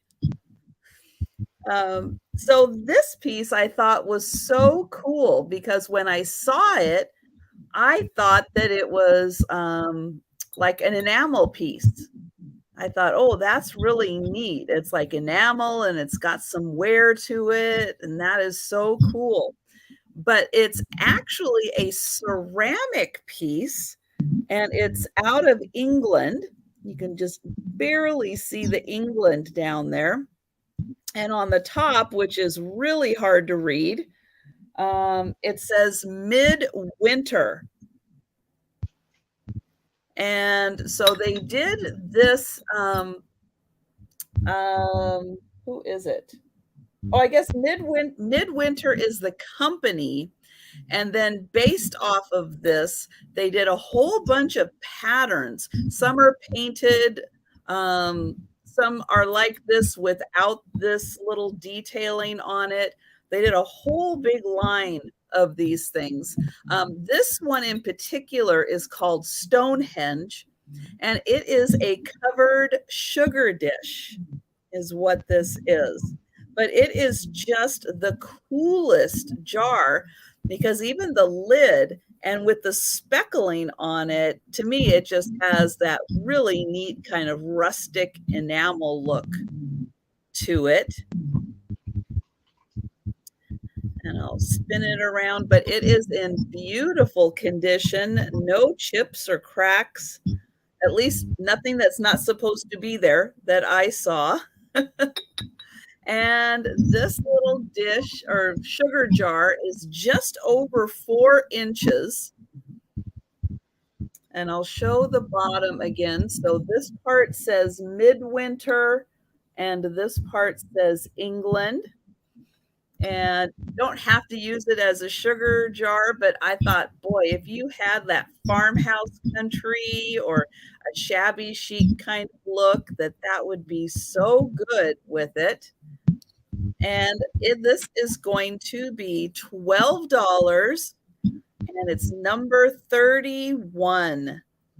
So $12, number 31. And you can have the jar that you can use as a sugar jar, or you can just use it as a wonderful little jar in your kitchen or your decor. Would even be fun to keep like your little coins in there. And Sue, thank you. I see you for 31. And I'm going to go back to Nancy. Okay, so anybody out there collect redware? I've got something a little different. This is redware. It's very faint, but it does say made in Mexico right above my fingers there.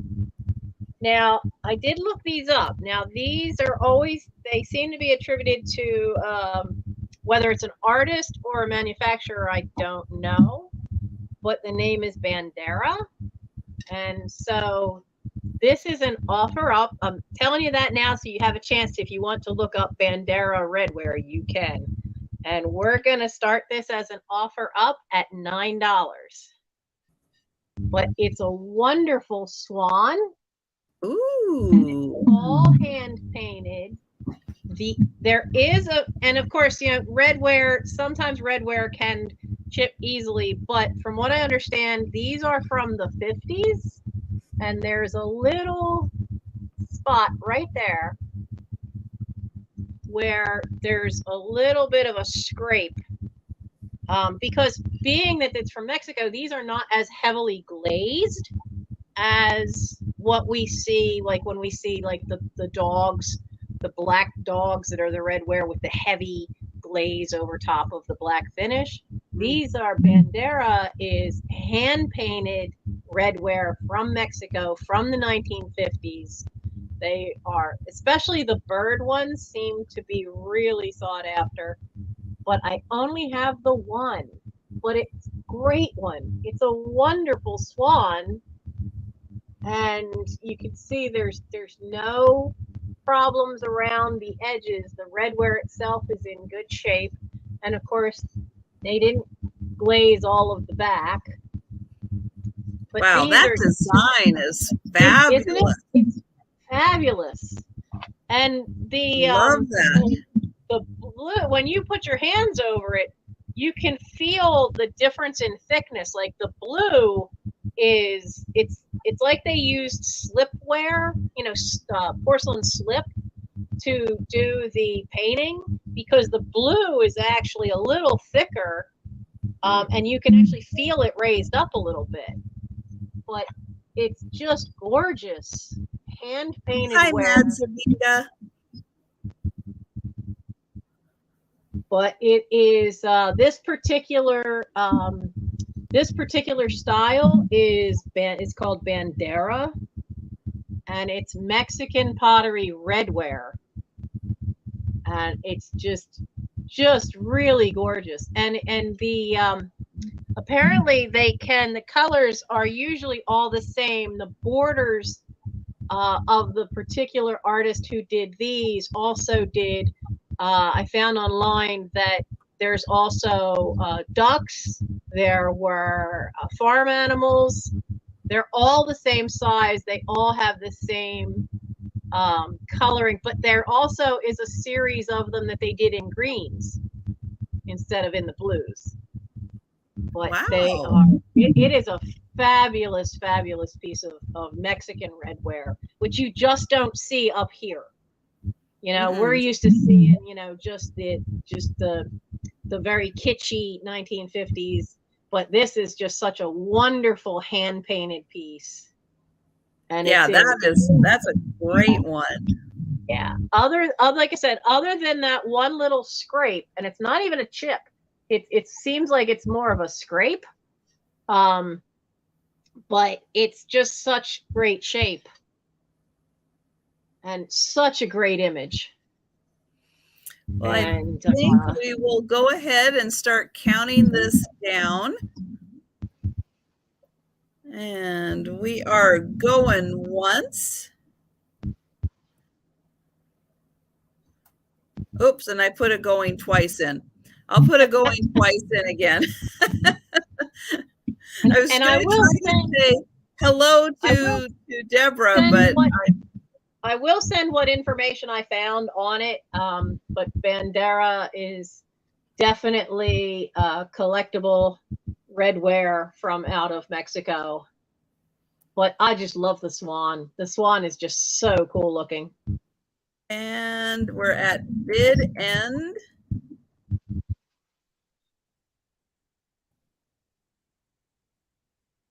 We'll see who's gonna get it. And it does look like I don't see anyone else come in. So it looks like Mad Zabinga for $9. Oh, you got a deal today. That's okay. I'm happy with that. And I forgot to say Simply Sue's Vintage. I did get you for number 37 if I didn't say that. But thank you very much. I got you for number 37. And so my next item is going to be a ceramic flower frog. So this is in a nice kind of dome shape. And it's a very kind of earth tone looking flower frog. Here is the bottom. I don't see an artist's signature, but this part is unglazed. So if it is in a glass or a ceramic vase, it's not going to slide around. That part is unglazed. This is about 3 inches tall and about 3.5 inches across. And let's see, we've got 1, 2, 3, 4, 5, 6, 7, 8 small holes around, and then one large hole in the center. And this beautiful ceramic flower frog is going to be $12, and it's number 32. And I'll spin that around so you can see just some of that earth tone glaze that's on there, just to give it an interesting look. And it does look like you can see that ribbing on there, that it was, what do they call that, wheel turned. And thank you, Mad Zabinga. I've got you for that one.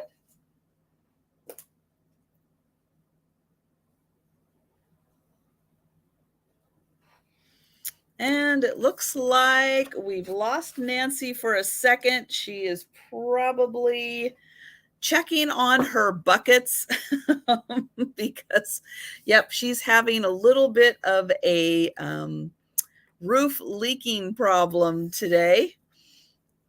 So I'm going to go ahead and show another item, and it is a brass bowl. So this is a beautiful, very solidly made brass bowl, and I'm going to turn it around slowly so you can see the very interesting design that is carved into the side of this bowl. And then I will give a measurement on it.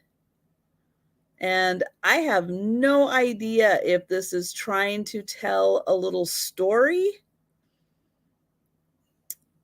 in this bowl, in like the two little scenes that it is showing, but or if they're, just showing, I guess, like maybe some trees or what this is. I don't know. I wish I knew more. I just can't. Even in looking at it here, it kind of looks like it's a man. Like this is a man, maybe, and then that is a tree. And then this side has a tree, but then when I look at this side, it's like, I think he has a sword here. And maybe he chopped down the other tree. I don't know. Or you can make up your own story with the scenery. So let's see. It's about 4.5 inches across and about 2.5 inches thick. And it is like one solid piece of brass. I was looking to see if there was a seam on it, and it doesn't look like it. So it does look like it was formed out of one solid piece of brass. And you can see from the thickness right there. And and Angela heard sword. Well, I will show you on this side.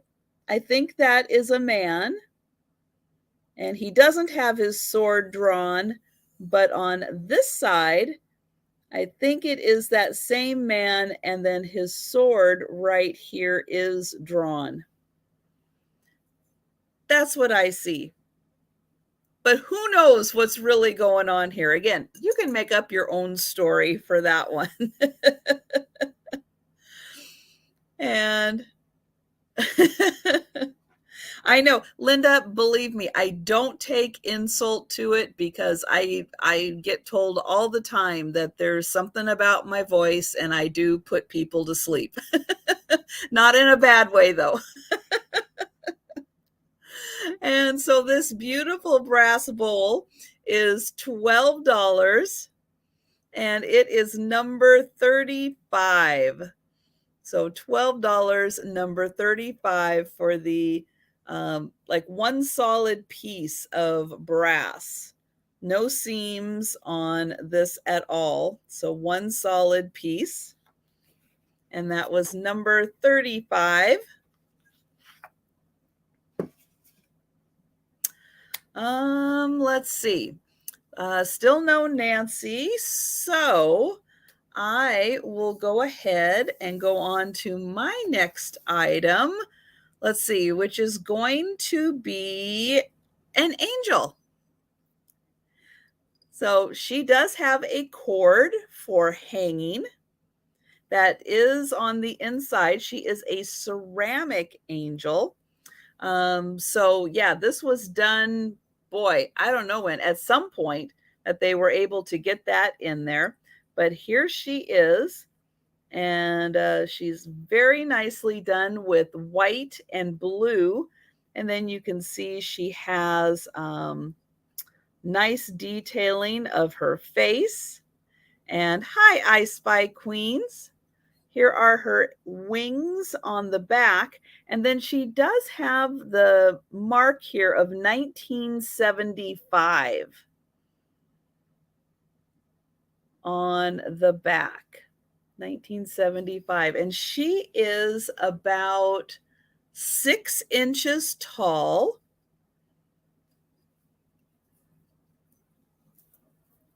And I'll turn her around again, and you can see she's got little feet and hands, and then her eyes are closed.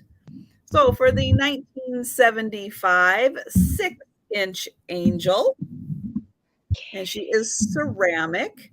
No maker's mark on her other than that 1975. That's the only mark I could see on her.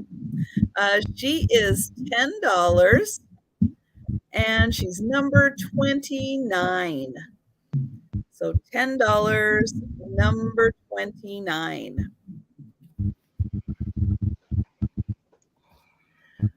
And then I'm going to bring up Nancy, and we'll let her show a few pieces. How are the buckets doing? The buckets were okay.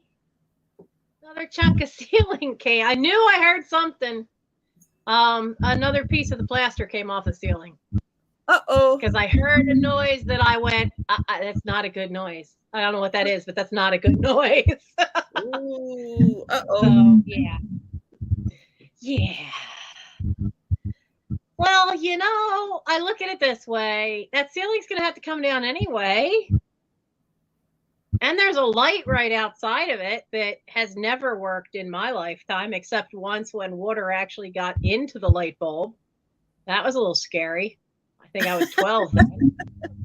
So that light's got all that wiring we have to get to at some point anyway. So this will just make it easier. Right? Right. Honestly, when you've got to look for that brighter side of things sometimes. You have to. Yep. You know, you just have to keep yourself straight. Okay, so I have some paper doll books. I have now this one's not going to be an offer up. There's one coming up where I only have the one copy and I know everybody's going to want it. So we're going to make that one an offer up. But this one is Dolly Dingle paper dolls. I kept a set of these for my own collection because, where's the good image? I am a big fan of Gilbert Sullivan, and Dolly Dingle actually did, this is for the Mikado, and this is for HMS Pinafore. But I love the illustrations. Dolly Dingle was a paper doll from, let's see, she was a paper doll in a magazine called the Pictorial Review and went from 1916 to 1923. I knew about her because my mother, who was born in 1929, who used to have a few paper dolls. So I actually have a few original paper dolls from my mother of Dolly Dingle. But it's just gorgeous, really fun and really cute. And this one has a lot of different plays and musicals. It has the Courtship of Miles Standish. It has the two Gilbert and Sullivan. This one cracked me up because it has Dolly Dingle learns some nice rules. And it actually has what would look like little pages of rules that would be in a book. And it has it in there as 2 pages so that you can actually cut them out, put a staple in it, and create the book for the paper doll, which I've never seen done anywhere else. But they are fun. They're great fun, even if you don't want to use them with a kid. They're always fun to use in your artwork. So this is Adventures of Dolly Dingle, and this is $8, and it's number 17. $8, number 17 for Adventures of Dolly Dingle.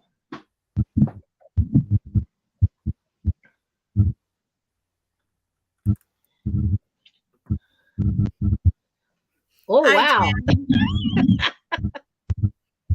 And you only have one of those? I do only have one of these. But I'm beginning to think maybe I should do the companion volume as an offer up. Okay, so I see Janine Anderson first. Yes, that's who I see. Okay.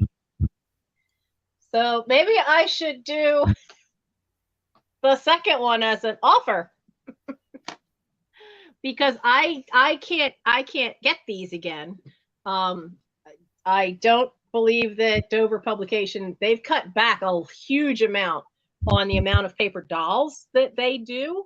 So a lot of these are not in print anymore. Hi Jan. Hi Tiger. So we'll do this one as an offer.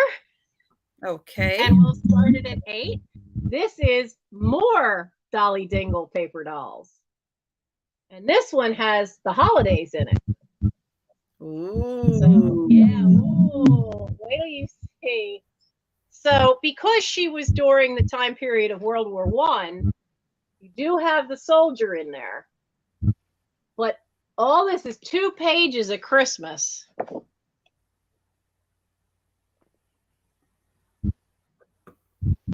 So this one has a lot of little stuff for wartime style adding to Christmas. And then this one comes with a big Christmas tree. Look at that. Oh, and ornaments. Uh-huh. So Hi, hi, Lori. I just love the fact that there's separate little ornaments that you can put in the tree.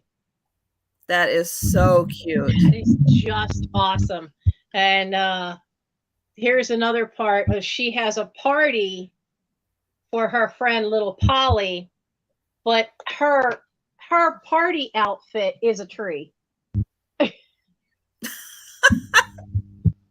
Oh my gosh. But let's see. There's a wedding for a June wedding. There's a fancy dress party. Here we go. There is Halloween.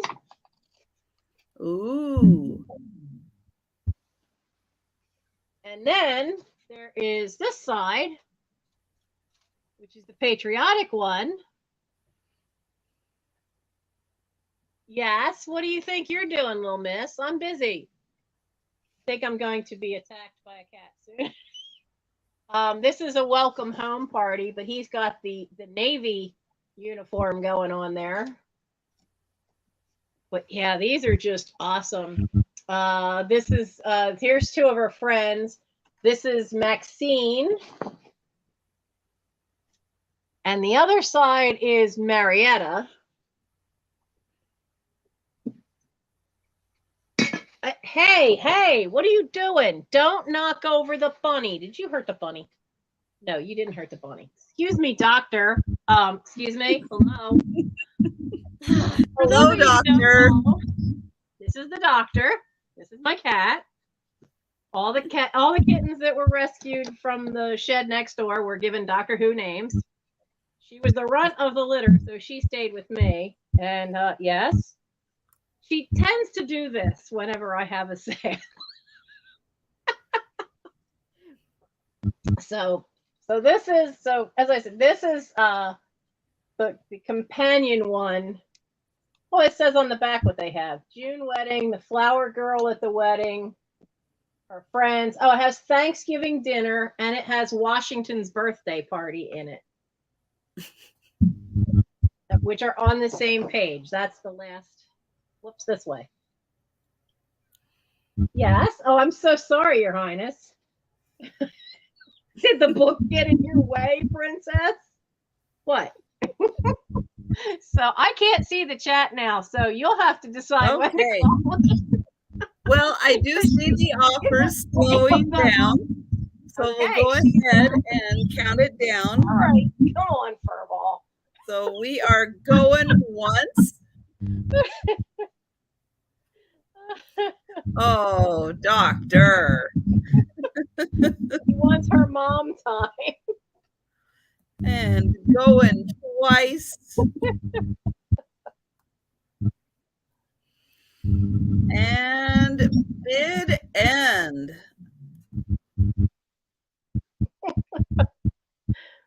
Now, her sister we saw this morning. Rory is still outside, but they hate each other.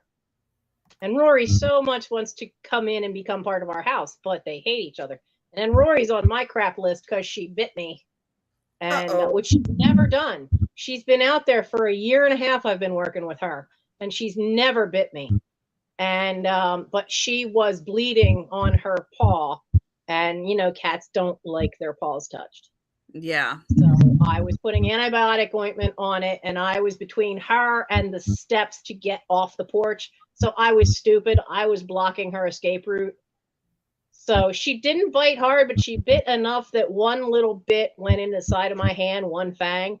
And she had the bacteria that some cats, outdoor cats, can have, which can cause real problems for a human. By the time I got the augmentin, my hand was turning purple. But I've had that before. It's been a lot of years since I've handled a cat outside that has had that bacteria. So I knew what to do right away. You wash it real well, you put hydrogen peroxide on it, and you call your doctor for augmentin. And but they don't like each other, so I can't have them both in the house. We got Warren for 20. So who do we have? Warren 420. Oh, wow. Awesome. Thank you, Warren. All right. Thank you. And thank you. Go ahead and do one more. Okay, so I will do if the doctor will allow. Okay, I don't think I'm going to do that. I'm going to do something that's a fixed price. Because I have a Peter Rabbit paper doll book, and I only have one of those too, but I can't show any pages one-handed. So let's show this little painting. Now, yes, it is. If you think it looks a little cockeyed. Oh, there she goes. I've insulted her. Oh, well. This is just a neat little painting, and it does have the artist signature and says Jamaica on the bottom, but it's really well done. You know, they did a really nice job with it, but the whole thing is handmade. So when you look at it, you can see that this top piece is not perfectly squared. But if that doesn't bother you, it is such a beautiful painting that I thought I had to rescue this and then bring it to see if anyone would like it. Because I think it's such a cool thing that you could have, you know, just sitting on a bookshelf in front of some books for the summertime. Because who in the summer doesn't think of nice warm weather, you know, and beach vibes going on for the summer? So I think it might have been for a wedding or something, because way underneath here it says One Love, and then it has a date 11/23/12. So I'm guessing it was painted maybe when somebody was down there on a honeymoon or getting married, and they got it done probably by a street artist, but it is in really, really nice. They did a beautiful job. And this is, gotta find it on my list since I jumped around. This is just $6 for this wonderful little oil painting. Or, well, actually, it might be acrylic, but $6 for the painting, number 19. $6, number 19. Great for summer decor. Warm weather will get here eventually. I promise. Warm weather will get here at some point. And then we'll all be wanting it to go away again. Yeah, hopefully not. But and you've got Linda for number 19. Thank you. All right. Well, I'm going back to some Scotty items. And I have two little, I'm going to call them pins. You could call them brooches, but I'm just going to call them pins. So I've got this one with the little red nose. This one is a Jerry's brooch. And so I will turn him around. And right there, it does say Jerry's, which is GERRY''S.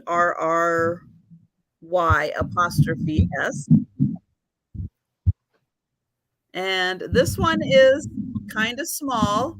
I'll just hold it here so you can see it is not a big one, but he is really cute with an almost like Jelly Belly nose that he's got going there. He's just so goofy. He's adorable. Yeah, he is pretty goofy. Now, this one I thought was interesting because these appear to be like molded plastic.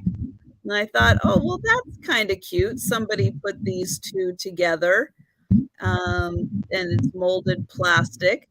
And then when I looked over at the pin part, I'm going to hold it and see if it'll show. Nope, let me get it undone here. Let's see if I can get it. But there, it says made in Great Britain. Oh. So it's It's a Great Britain metal and plastic put together for this little pin. And you've got the little Scotty in the front, and I'm not sure what the little white dog is supposed to be. Maybe a Westie.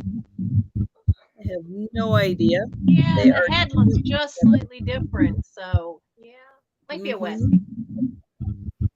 But this one is about 1.5 inches long.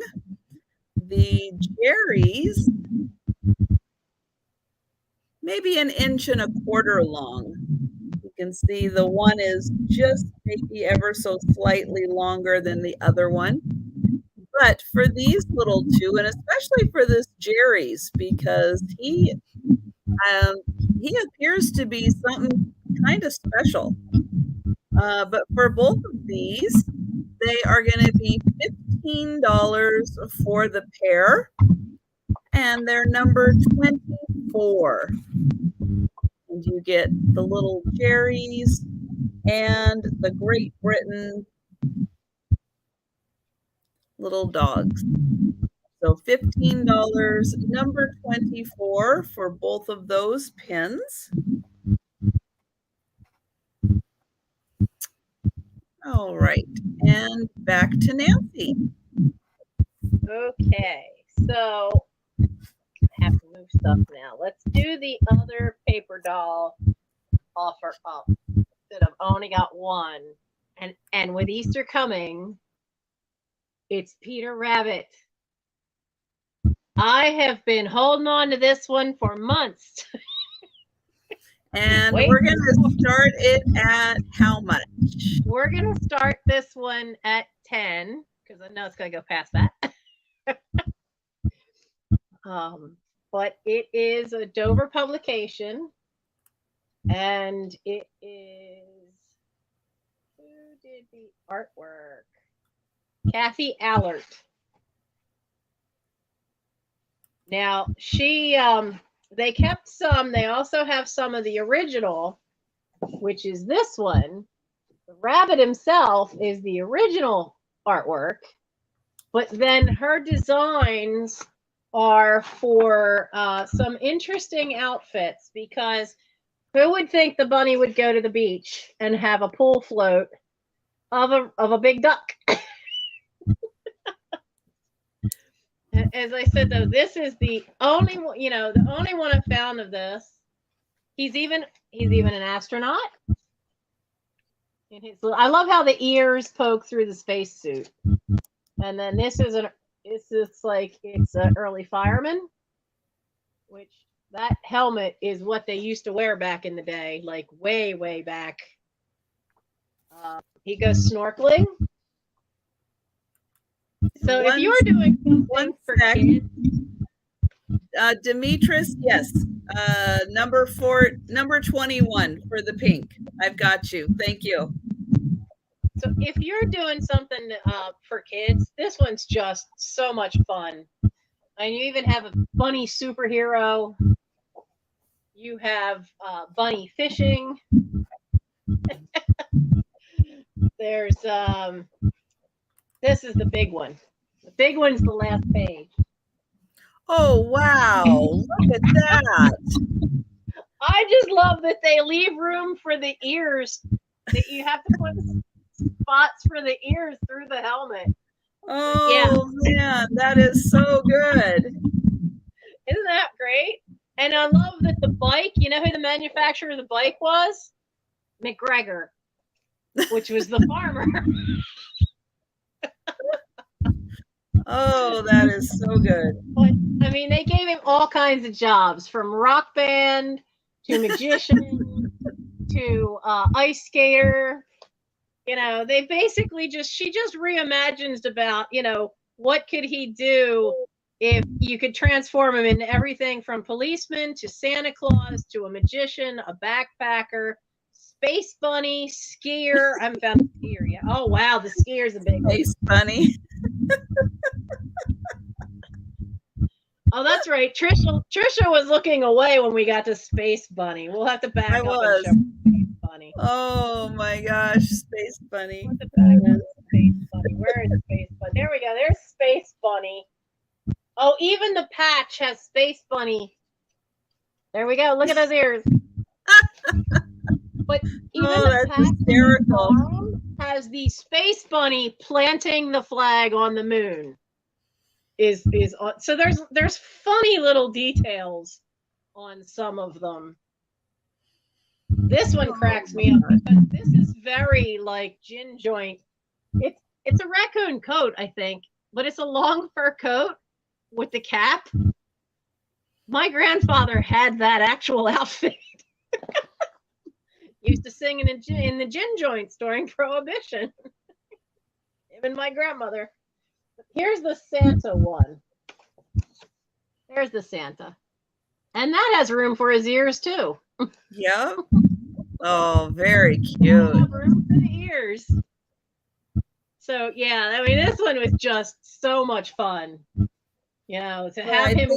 We will go ahead and start counting this one down. And we're going once. Hi, Jen.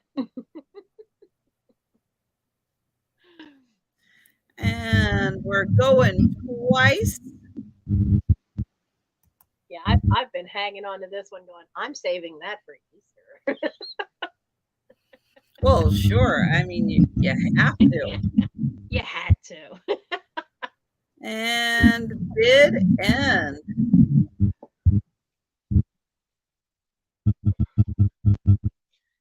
And let's see. Right now, we've got Warren at 22. And I think that is how it is going to end. All right.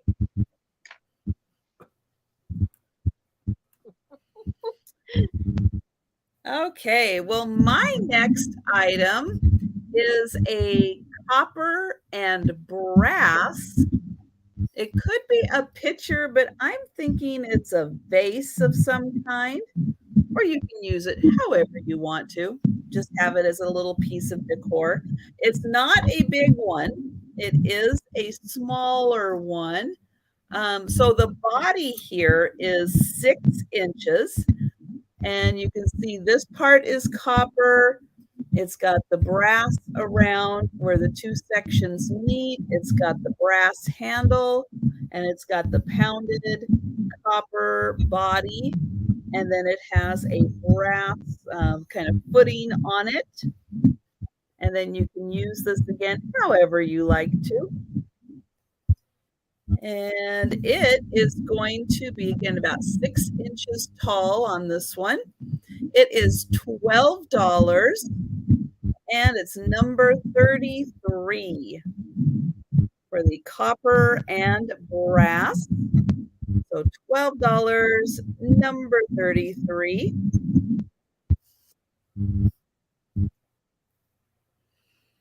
And we're going to go back to Nancy. Okay. Well, keeping up with the idea of, you know, we're going into summer and spring.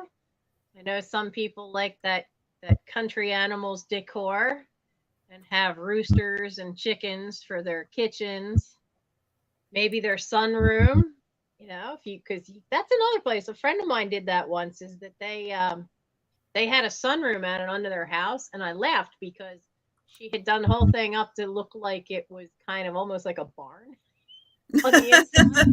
It was really kind of funny, but it worked, you know. And yeah, and keeping the fact that the view where the sunroom happened to fit to be added to the house happened to be where their huge vegetable garden was. So to her, it just made a certain perverse logic. Yeah, it was a fun tie-in. She did a really nice job with it, and it looked pretty cool. One usually thinks of kitchens, but you can do it in other places. But he is a Homeco piece. He is porcelain. He does have made in Taiwan on the gold foil sticker that's on the bottom. I used to have the hen that went with him, but somebody at Goodwill didn't wrap it very well. Because I thought I was going to put him in my kitchen, and Mike went, no, you're not. So then we decided a Doctor Who kitchen, so I don't need the rooster. So Ah, okay. Don't you hate when you do pick something up and they don't wrap it well and you get it home and you realize it broke? But he's in great shape and he is impressive. And there's no chips. The painting, you know, oftentimes the red starts flaking. It's perfect. There's no problem with the red on him. He's just got wonderful color, wonderful, really good dimensional lines. Like the mold on this is beautiful because even, and you can really see it, well, maybe you can't since my camera won't focus on the little stuff.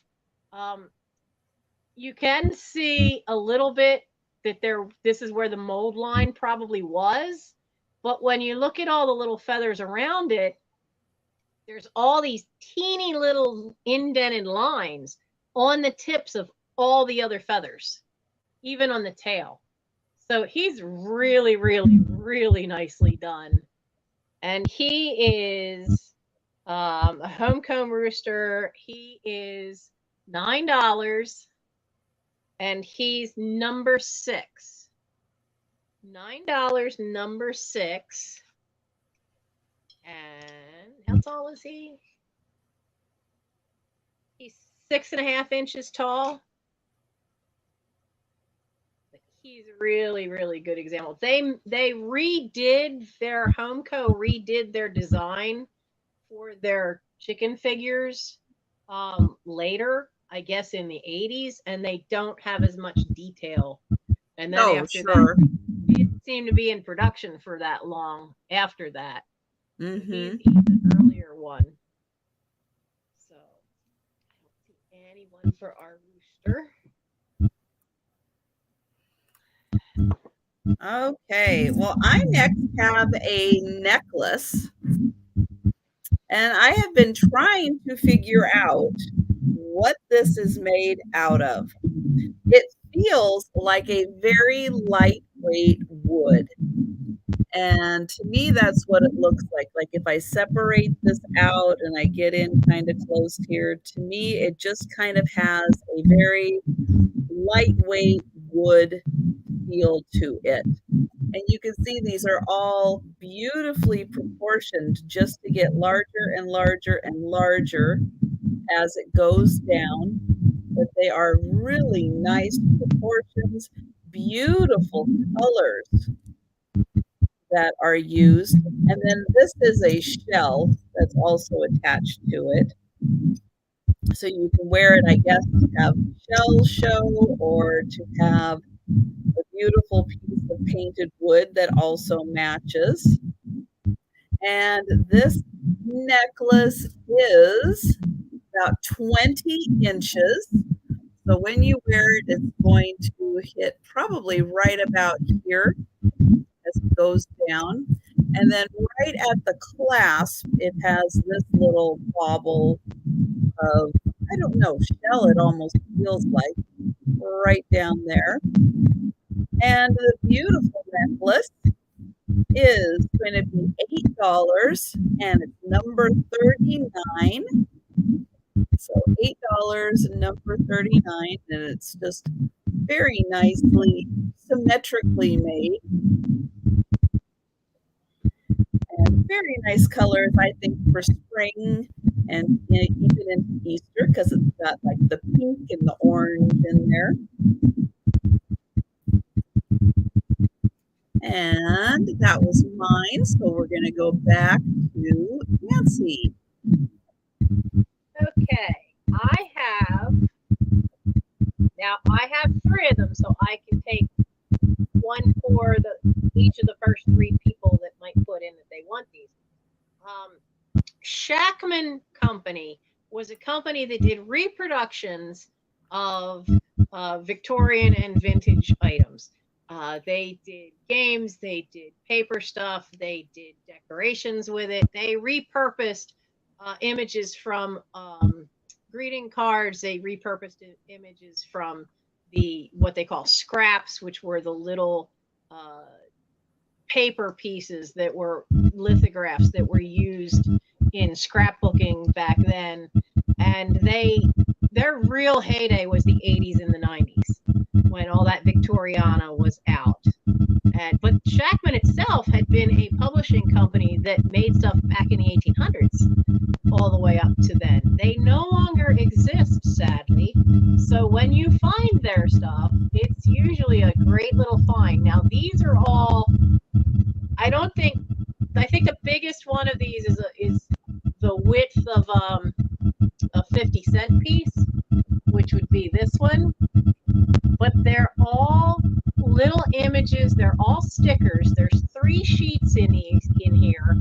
These are sealed packs from, do they have a date on this one?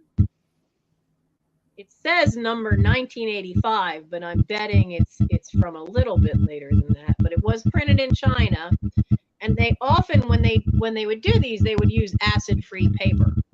So they usually will keep their color and go very well. There are miniature little comments. It says, souvenir of friendship, sincere affection. So a lot of these have the little tiny words in them for what were the little calling card or scrap paper things that would be given as tokens of affection. And because my camera is deciding not to focus close up on anything, it's hard to see. But they are all very much, you can see Lily of the Valley and roses. They're all little florals. Some have a hand, some have doves on them. But it is a pack of all these nice little miniature stickers. So if you're doing a little miniature junk journal, something smaller, like a day planner size, you need smaller images and you want florals. There are 3 sheets in each pack, and I have 3 packs. So I could take the first 3 people. They're $5 for a pack, and they are number 8. But if you do a lot of little artwork things, I took a few of them and actually created little things for in the dollhouse that I made little circular frames and had given them to a friend for her dollhouse with a few of these. But they are $5 per pack, number 8, for the reproduction Victorian scrap stickers. And Nancy, I'm going to have you just take a second and refresh because we're getting a little bit of feedback. Okay. Yep. So Nancy's going to refresh. She will be right back in. And while she does that, I am going to show some lusterware salt and pepper shakers made in Japan that have this really neat Art Deco design. They do have their corks. Corks are not in the best condition. They're very, very fragile. But this one does still say made in Japan. Here is the top. Now you can see that they were used. And so they do have some wear on the gold. Okay, and Nancy is back. But the design on here I thought was really neat and definitely worth saving and preserving. And hi, Peachy Me. And these are kind of small also. They're about 2.5 inches tall, but beautiful Art Deco design. Oops, if I can get them turned just right for that darn camera. There we go. And so for the lusterware made in Japan, salt and pepper shakers, they are going to be $8 and they're number 34. And again, they've got just a little bit of wear on top because they were actually used. So $8, number 34 for the salt and pepper. Very 1930s looking, you know, very early. Yep. Now, my great-grandmother and then one of her daughters continued it. There was a massive salt and pepper collection in my great-grandparents' house. And sadly, you know, eBay didn't exist back then. We were selling them off, having no clue, had no clue of the immense value that these things were. But I do remember being told that those little smaller ones were meant for on the breakfast tray. That a lot of times that if you were getting breakfast in bed, they would have smaller little salt and pepper shakers that were meant to be served on the tray. Well, thank you, Warren. And now you know when you would like to be served breakfast in bed. And I was told that through that early up to, you know, still up to and it's funny because I just had to explain it to my son on an episode of Downton Abbey because it's the first time he's watching the series, so we watch it together. That he didn't understand that married women were, if you had somebody to serve you breakfast in bed, married women were allowed to stay in bed till noon and have breakfast in bed. But if you were single, yes, you were expected to be at the breakfast table with the men in the morning. That was a thing, because my grandmother told me that her mother used to do that. That she figured once her kids got old enough to serve her breakfast, and she used to suffer from migraines too, but maybe that was part of it. But if she could, she would stay in breakfast till 10 a.m. and she expected that she would be given breakfast in bed by one of her 9 kids. so that was a thing. Wow. But the little short ones were for on the tray. So and okay, Jimmy, and book, I've got you for the copper and brass pitcher. Thank you very much. I have one more bunny. Bunny still has his original sticker and all, and tab for saying that he was made for Hallmark, produced in China, does say it's dishwasher and microwave safe. Now, there is a little air bubble spot underneath right there, but I wonder if it's an air bubble to let the air out of the mold, because while the body is solid, the handle is hollow. But wait till you see the face. Look at that face. Oh, so I love his ear is the handle. And his ear is the handle, and the other ear curves around the back. Isn't he cute? Peachy Me is saying after 9 kids, someone should bring her breakfast in bed, and I agree. Yep. I think after 9 kids, you deserve that. I grew up knowing 5 of the 9, and that great-grandfather was one of 14. Woo! Somebody had a cold house all winter because, you know, most of them were born towards the end of the summer. But yeah, but this is adorable, and it's big too. I mean, it's I can fit my whole fist in here. It's a big mug. That's a good cup of coffee. It's a good cup of coffee, right? So I was going to do the bunny here. It is, how wide are you? You are 6 inches wide. It's 3.5 tall, but how wide is that? So the widest part of the mug, because you can see that the mug, you know, it's narrower up here than it is down here, and it's 4 inches across at the bottom. So that's a lot. That's a lot of space in there, and it's green inside. Really, really cute. So the bunny head mug is $10. And he's number 14. But yeah, isn't that so cool that the ear is the actual handle? That's a really cool, you know, it's a really cute design. And I've never used it. It's still got the original label underneath. You know? Hi, Doug. Yep, somebody said coffee. Yep. So it's $10, number 14. Really great shape. I literally took it out of the box it's been living in for I don't know how long this morning. And it's Hallmark. It's a Hallmark. Yeah, and it is a Hallmark with its original little sticker on there. You could give it as a gift today. Nobody'd know. Exactly. It's a wonderful Such a cute little thing for Easter. Or if you Yep. just like bunnies, you know? Yep. Okay, so that's our bunny. All right. I have a bracelet, and this is a stretchy bracelet. Again, this is made out of some kind of mystery material. It could be wood. When I was doing the haul, someone even suggested maybe coconut. It's like,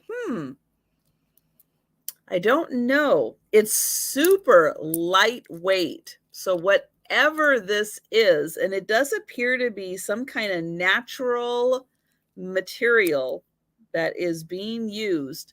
It is very, very lightweight, and it is on 2 stretchy bands. And then this is kind of the focal point here, where you have these wooden beads and then this beautiful flower. So as you're wearing it on, you can see you can have that nice little flower right there. And so here's what it looks like when it's on.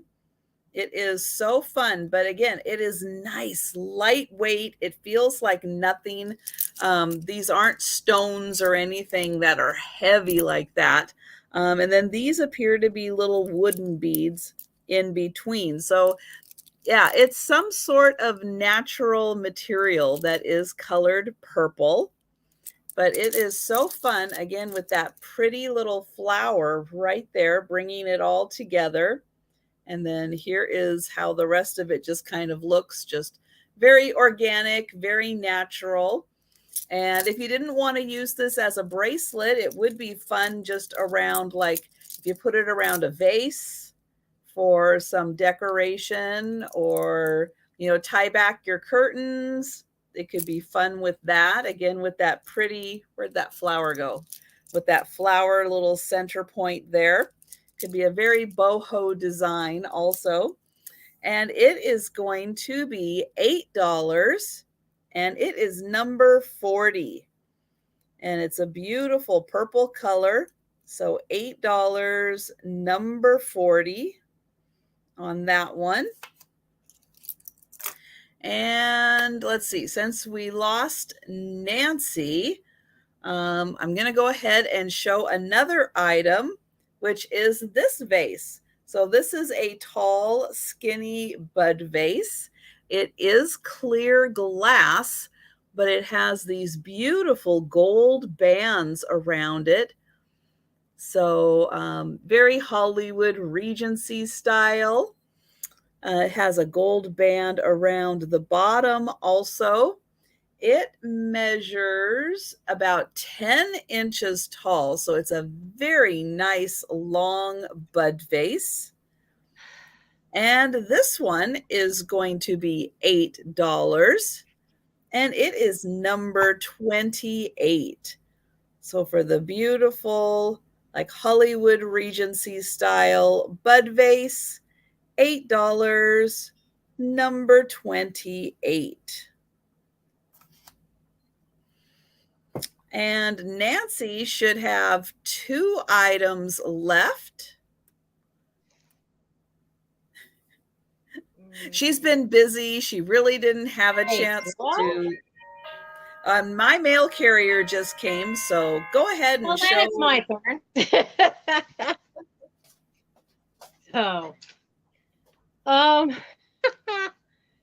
So I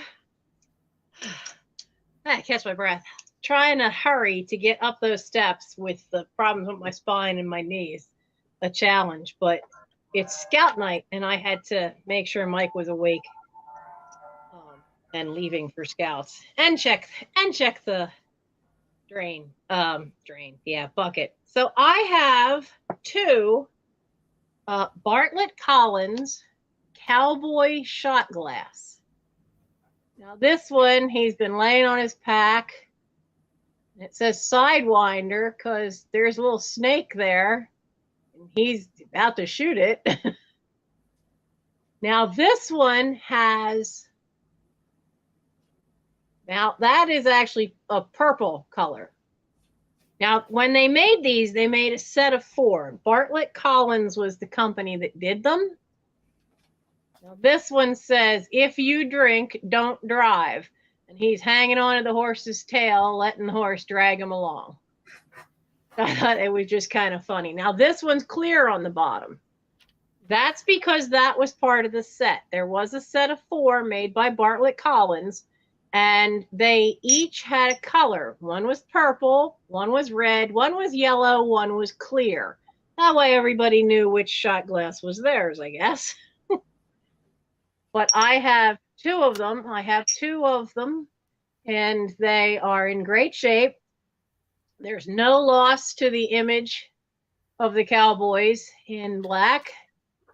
And for the pair, it is $8 for the pair. And it's number, whoops, I flipped my book over. And it's number 2. $8, number 2.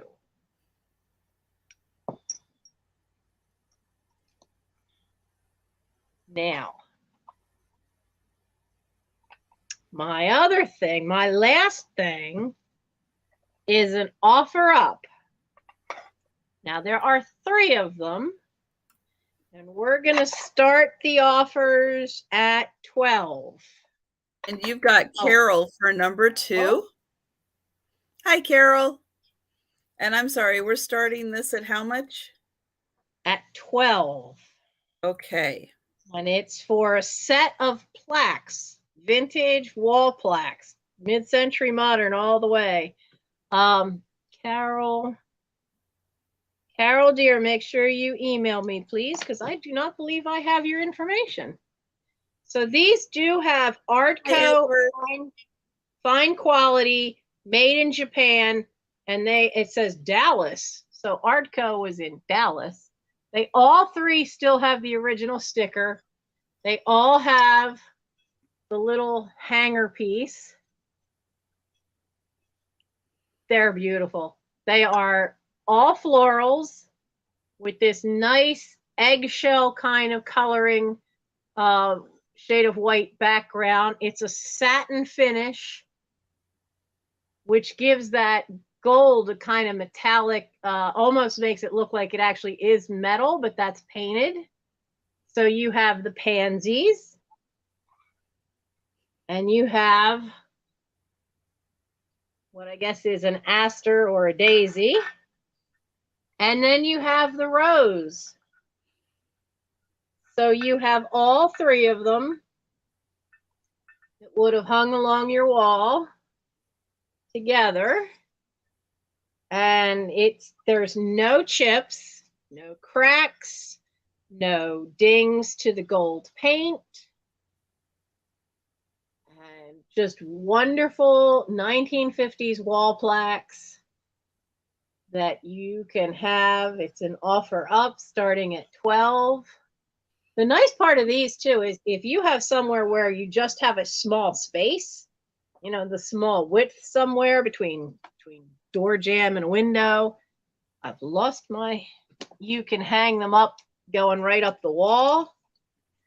It's so cool because in the 50s, they did a lot of these porcelain plaques. So they're 8 inches by 6 inches. So that's those the size. Are really cool. Yeah, these are just wonderful finds. And I don't know whose house they came out of, but they're mine now. Oh, hi, Wendy. Thank you. Very, very cool. And so it's an offer up, and I see Peachy Me has started us at 12.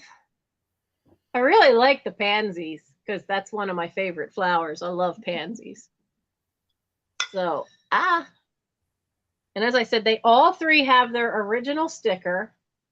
That is very cool. They are very, very much that mid-century modern 1950s. If I had to guess, I would say this was probably my mom's parents. It came from them for their house.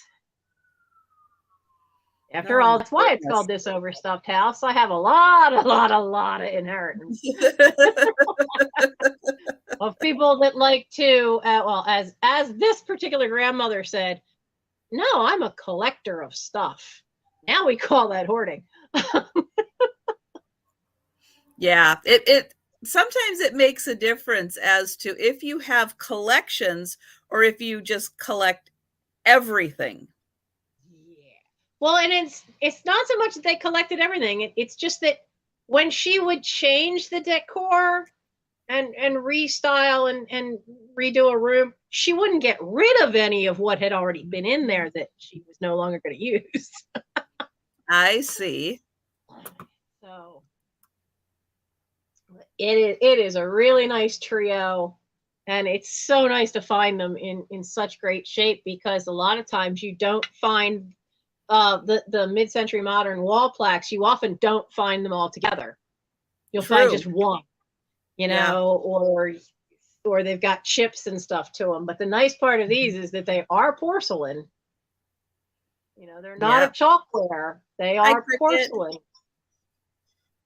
So you would have all three. And I see Bookby, which has come in for 13. So And you why can don't hang you them. count, because you've been writing down your items, why don't you take a second and count and see if you are at 20 items? I believe I am. I had missed one, which is why I did the shot glasses. So. Okay. All right. I want to make sure, because I want to make sure the count is all Oh, yeah. accurate and everything. We're good. So if you want to go ahead, I guess I can start counting this down. I will start counting that down. So we are going once. And we're going twice.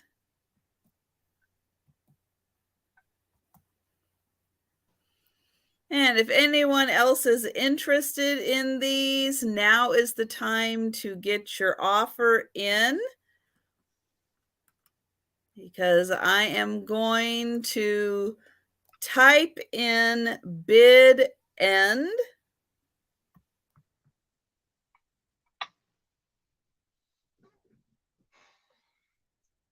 And so last call for any offers. We're at last call. Trying to give just enough of a chance for the lag. Yeah, the lag's a real thing. Oh, yes. One of these days, they're going to find a way of fixing that lag. But I am right now looking at Peachy Me for 15 on that one. Thank you very much. Unless somehow the chat corrects itself to say something different, that is what I see. So, Nancy, do you want to do a little speed round and show the items that did not sell?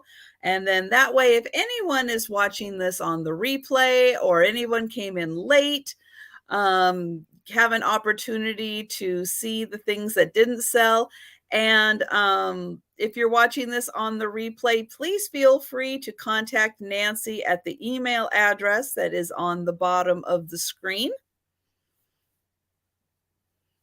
And for those of you in the chat, she'll be given the numbers along with them. Come here, you. All right. So we have the 1990s little tea light fairy. It has this little glass bowl that goes with it. It's just that the glue, which, they don't always stay sticking to glass. This is from the 90s. It is resin. It is from my little fairy collection. But it is very well done with little flowers and mushrooms and grass. Such a cute little face. And she was $6, number 3. And then I have and it doesn't have the cover. This was for anyone who wants to use it for junk journaling. This is a 1970s a 1970 issue of Good Housekeeping magazine. And this was, we'll make this $4. So you can have this for junk journaling or any artwork you want to do. That will make that $4 and was number 15. We have the 2 fish comedy postcards that this one was plastichrome, which was from the mid 50s up to 1970 about, and then this one, which I think is another 1960s card, and the 2 vintage fish postcards were $5 number 5 for those 2. I think somebody got the whale ashtray, though I did not get an email yet from Debbie Marbit. I have down for the whale ashtray, and I don't have your email yet, dear. I do need that. And what else was there?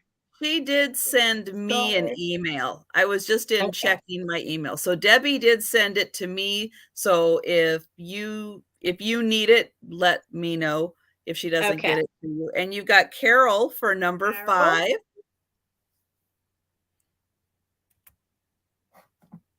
And then we had the Homeco Rooster for 8. And that was number 6. And then the wonderful Shackman reproduction of Victorian scrap art stickers packs.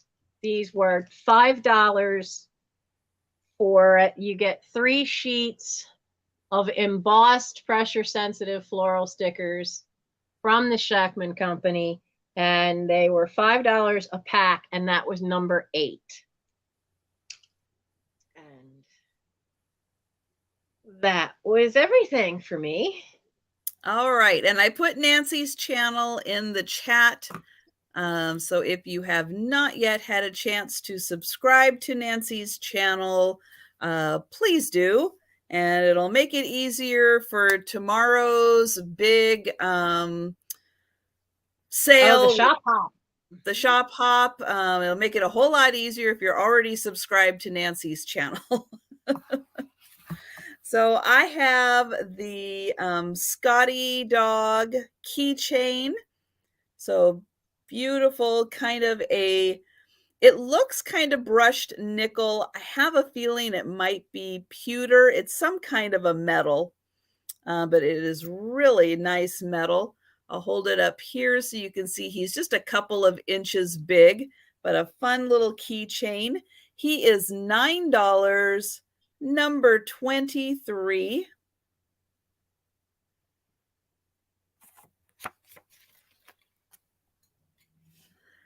And then I have this pair. They're going to be sold separately. I'll say they're going to be $5 each, just so you know. This is one of the closest things I have to having Easter decor available. Originally, they are like little resin handbags. So there is a little chain. There's a little feather around, and you can see with the top, it looks like one of those little handbags, but it could also be a little pink Easter egg. You could put a little bunny, a little chick, or a little something on there. They are just small enough to put a little miniature on top, and they are $5 a piece. And they are number 27. But yeah, I don't have a lot of Easter, so that's about as close as I am going to get. But you could absolutely turn this into a fun little Easter piece for your little Easter assemblage. Then I have a little bar brooch. So it is just a straight line. It is gold tone. It has beautiful rhinestone and then a I don't know, some kind of a red rhinestone in there. Here is the back of it. No signature on it, and it's just beautiful if you have a collar or if you have a pocket. It looks really pretty on top of a pocket also.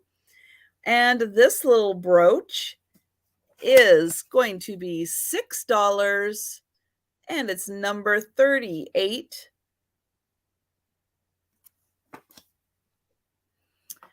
I have the brass bell. It has a really nice tone to it, and it has a turtle on top. So this is where he is attached. He was a separate piece, and he is attached right there. And this is about 3.5 inches tall. And it is $13, number 36 for the brass bell. I've got the wooden key holder. Could be a utensil holder or apron holder in your kitchen. This is very vintage piece of painted wood. And it is yay big. About as big as my face. I think it was 5 by 7, I think is what the measurements were.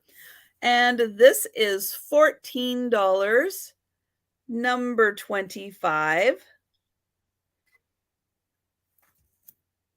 I mean, that has 1930s, 1920s written all over it. Yeah, it is super old. Yeah. I mean, it really is. From the way that it's decorated, absolutely. This was a necklace. Well, it still is a necklace. I do think that these are wood, and they are beautiful, symmetric, all the way down in size as it gets bigger towards the bottom. This is like a wood pendant, and then you have a shell pendant also on it. This is a 20-inch necklace, and it is $8, number 39.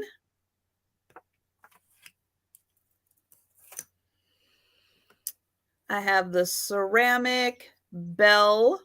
No, not bell. She is a ornament.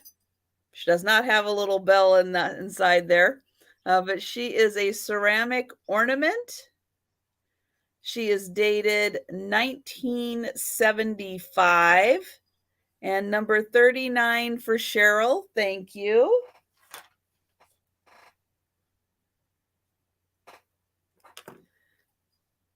And she is $10, number 29 for the angel ornament.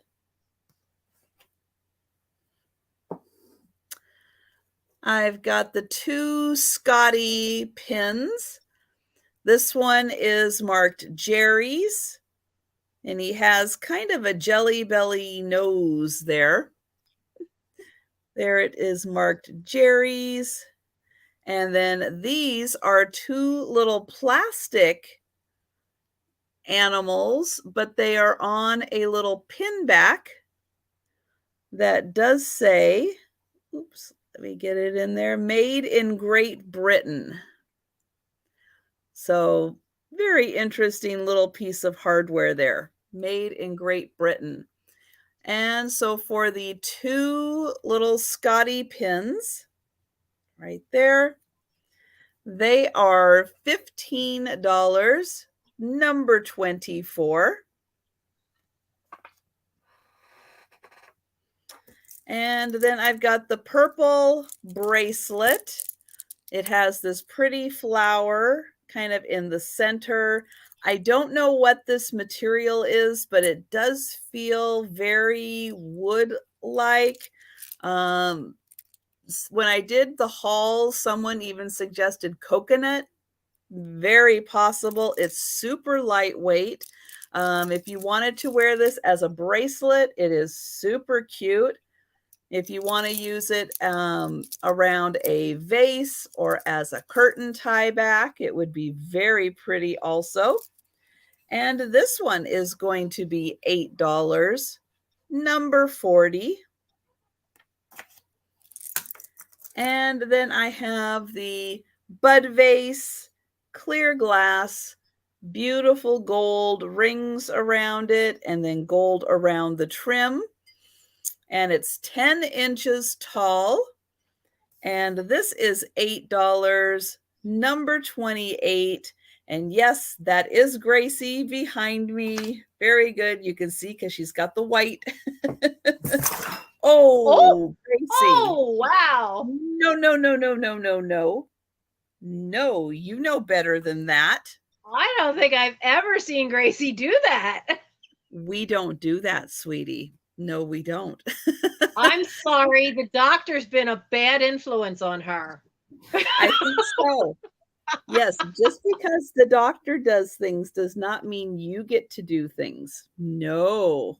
Oh, and the doctor usually, and today was a first, because usually she stands up and I have to pick her up, but she actually like got over on an antique chair over there, came over the back of that and walked carefully through my box of stuff.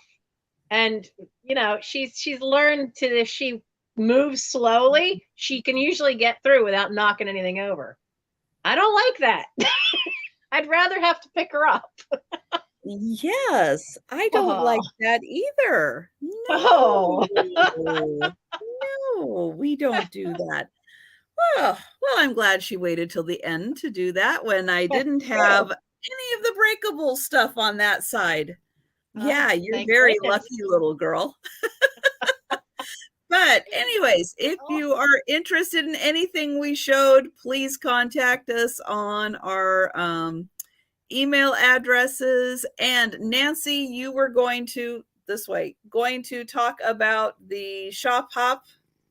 Yes, Steph was asking in the chat, what was this shop hop? Patrick of Trusty Huckster Mercantile had arranged. He had been on one with another seller had arranged, and now he thought it was fun, and he arranged one. And there's, I think, 8 or 10 of us who are doing it. And it starts with Carolina Princess, and she's already got the thumbnail up for tomorrow. She starts it at 6 p.m. Eastern time, which is 5 p.m. Central, I think. Stay. And I don't know what it is for Trisha. But for the West Coast. Okay. 3 o'clock. So she starts, and it's a video, and what's going to happen is each one of us is to show the video. The videos are half an hour, and then we have items for sale, and you claim them in the comments. And this is important. Don't edit your comments, because if you do, it changes the timestamp of what your comment was. So if you comment that you want something at the beginning of the sale, and you may be the first person to comment then, but then if you keep editing it, it changes the timestamp to later and later and later in the sale. So now it'll look like you no longer are the first person for that first item. So you have to be mindful of that on these kind of drop sales. But you claim it not in the chat, but in the actual comments on the video. And then each person will tell you at the end of their video who is the next shop who is dropping a video for the sale. So I don't know who's before me, but I know mine is supposed to be at 8 o'clock tomorrow, which is normally when I start my live sale. And I was originally going to just do my live sale, but that leak has meant things had to change. So I will be doing a video tonight and having it drop tomorrow at 8 p.m. Eastern. And then I will probably go live after it. But then the next person after me at 8:30 Eastern is Thrifter Junker Vintage Hunter, is Misty. So I know who I have to send people on to at the end of my video. And it's a way. I kind of like it because it's a way to show some little small things. You saw the trouble I was having with the camera wanting to focus in on small things to get up close, and I'll be able to show some small items that I can't normally do on a live video, because on a live feed, because my phone just doesn't want to focus well enough for them. So I'm gonna put some of those, and some of those are jewelry. I'm gonna put them onto the video for tomorrow. But that's what the shop hop is.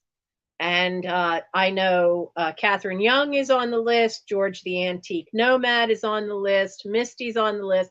Patrick is on the list. His spot is at 11.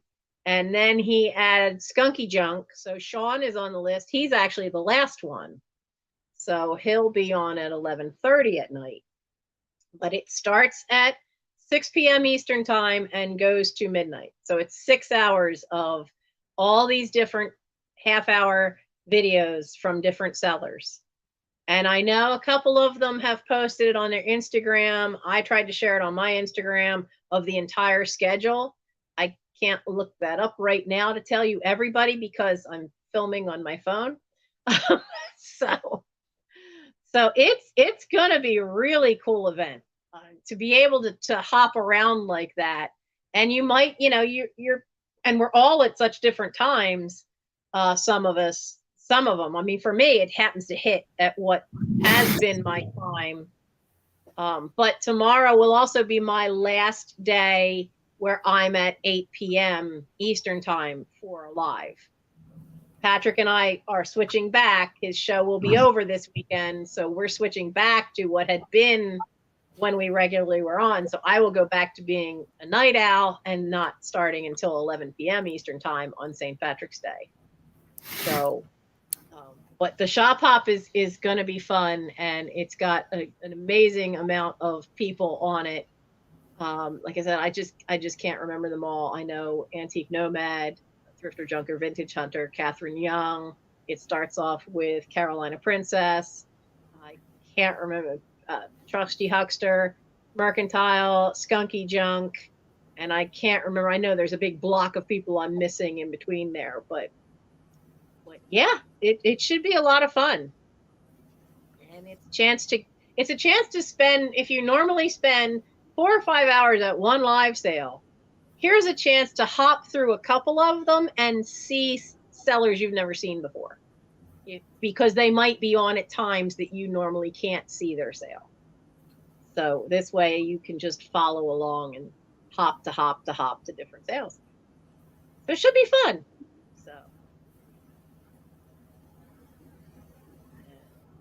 So Trisha, have you survived the shock of your cat leaping on your table? Yes, okay? I went and got them some food, so they're good now. Got your breath back from that one? Well, it was a nice leap. It's this far of a leap. Mm-hmm. And Gracie's about 16 years old. Yeah. So she that is quite a leap for her. Yeah. And perfect form too. Absolutely yeah. perfect form. She's a jumper. When do you see the replay, man? It was just perfect arc. She has always been a very good jumper, which I'm sure is why she still is, even to this day. But oh my gosh. Yeah, and Sandy, hello and welcome. If you want to, while we are wrapping things up, if you want to just kind of, depending on what device you're on, sometimes it's easier on a computer just to kind of go back. We just did a recap of everything that didn't sell. So if you happen to go back about, 15 minutes or so, you should be able to see everything that we did show in the recap. And if you're interested in anything and we're still on, you can throw it into the chat. Otherwise, feel free to send us an email, or you can even comment below on the video. And if it's anything of Nancy's, I will definitely forward that on to Nancy. And yeah, so I just want to thank everyone for being here, for your purchases. Thank you guys so much for hanging out with us in the chat. And so you know what's happening tomorrow. And then on Friday at 7 p.m., I will be doing my a picture tells a story, where I will be selling antique and vintage photos with Erin Proctor and Sue Spezio.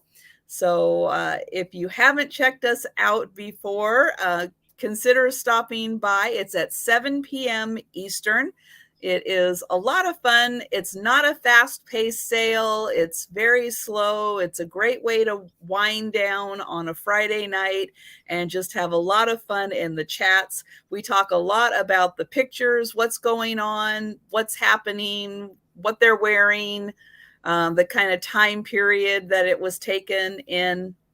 And we just have a lot of fun talking about that. And then on Saturday night, I will be having my late night sale with Jan from Antiques from Karen. So that will be a lot of fun on Saturday night. Looking forward to that. And again, thank you to Nancy so much for taking time out of her leaking roof to come and have a sale. Well, thankfully, it's finally stopped raining, so that's a good thing. And it was very nice. I'm sure she appreciates the purchases, which will definitely help start the new roof fund that she'll be working on. Yeah. Definitely going to help with that. That suddenly became the new goal for 2022. Yes, yes. I know you got to have goals, but man, why do they keep having to be big ones? Yeah, that is a big one. But yeah, hopefully, though, that they can find all those little patches that need to be patched and get those taken care of. But anyways, thank you, everyone. There is a lot of stuff going on YouTube. Please feel free to check out my community tab with the calendar to see everything that is happening tonight. I know in about 45 minutes, Jan from Antiques from Karen will be having her sale. So I know you can stop by there. But then it has everybody else because, yeah, I can't possibly remember everybody else's. I have a hard enough time remembering mine. And being here at the right time on the right day. That is my goal for the week. But everyone, thank you so much. Take care and have a great evening. And we will be seeing you. Well, we'll be seeing her tomorrow. And hopefully you'll stop by and see me on Friday. But have a great night and good night, everyone.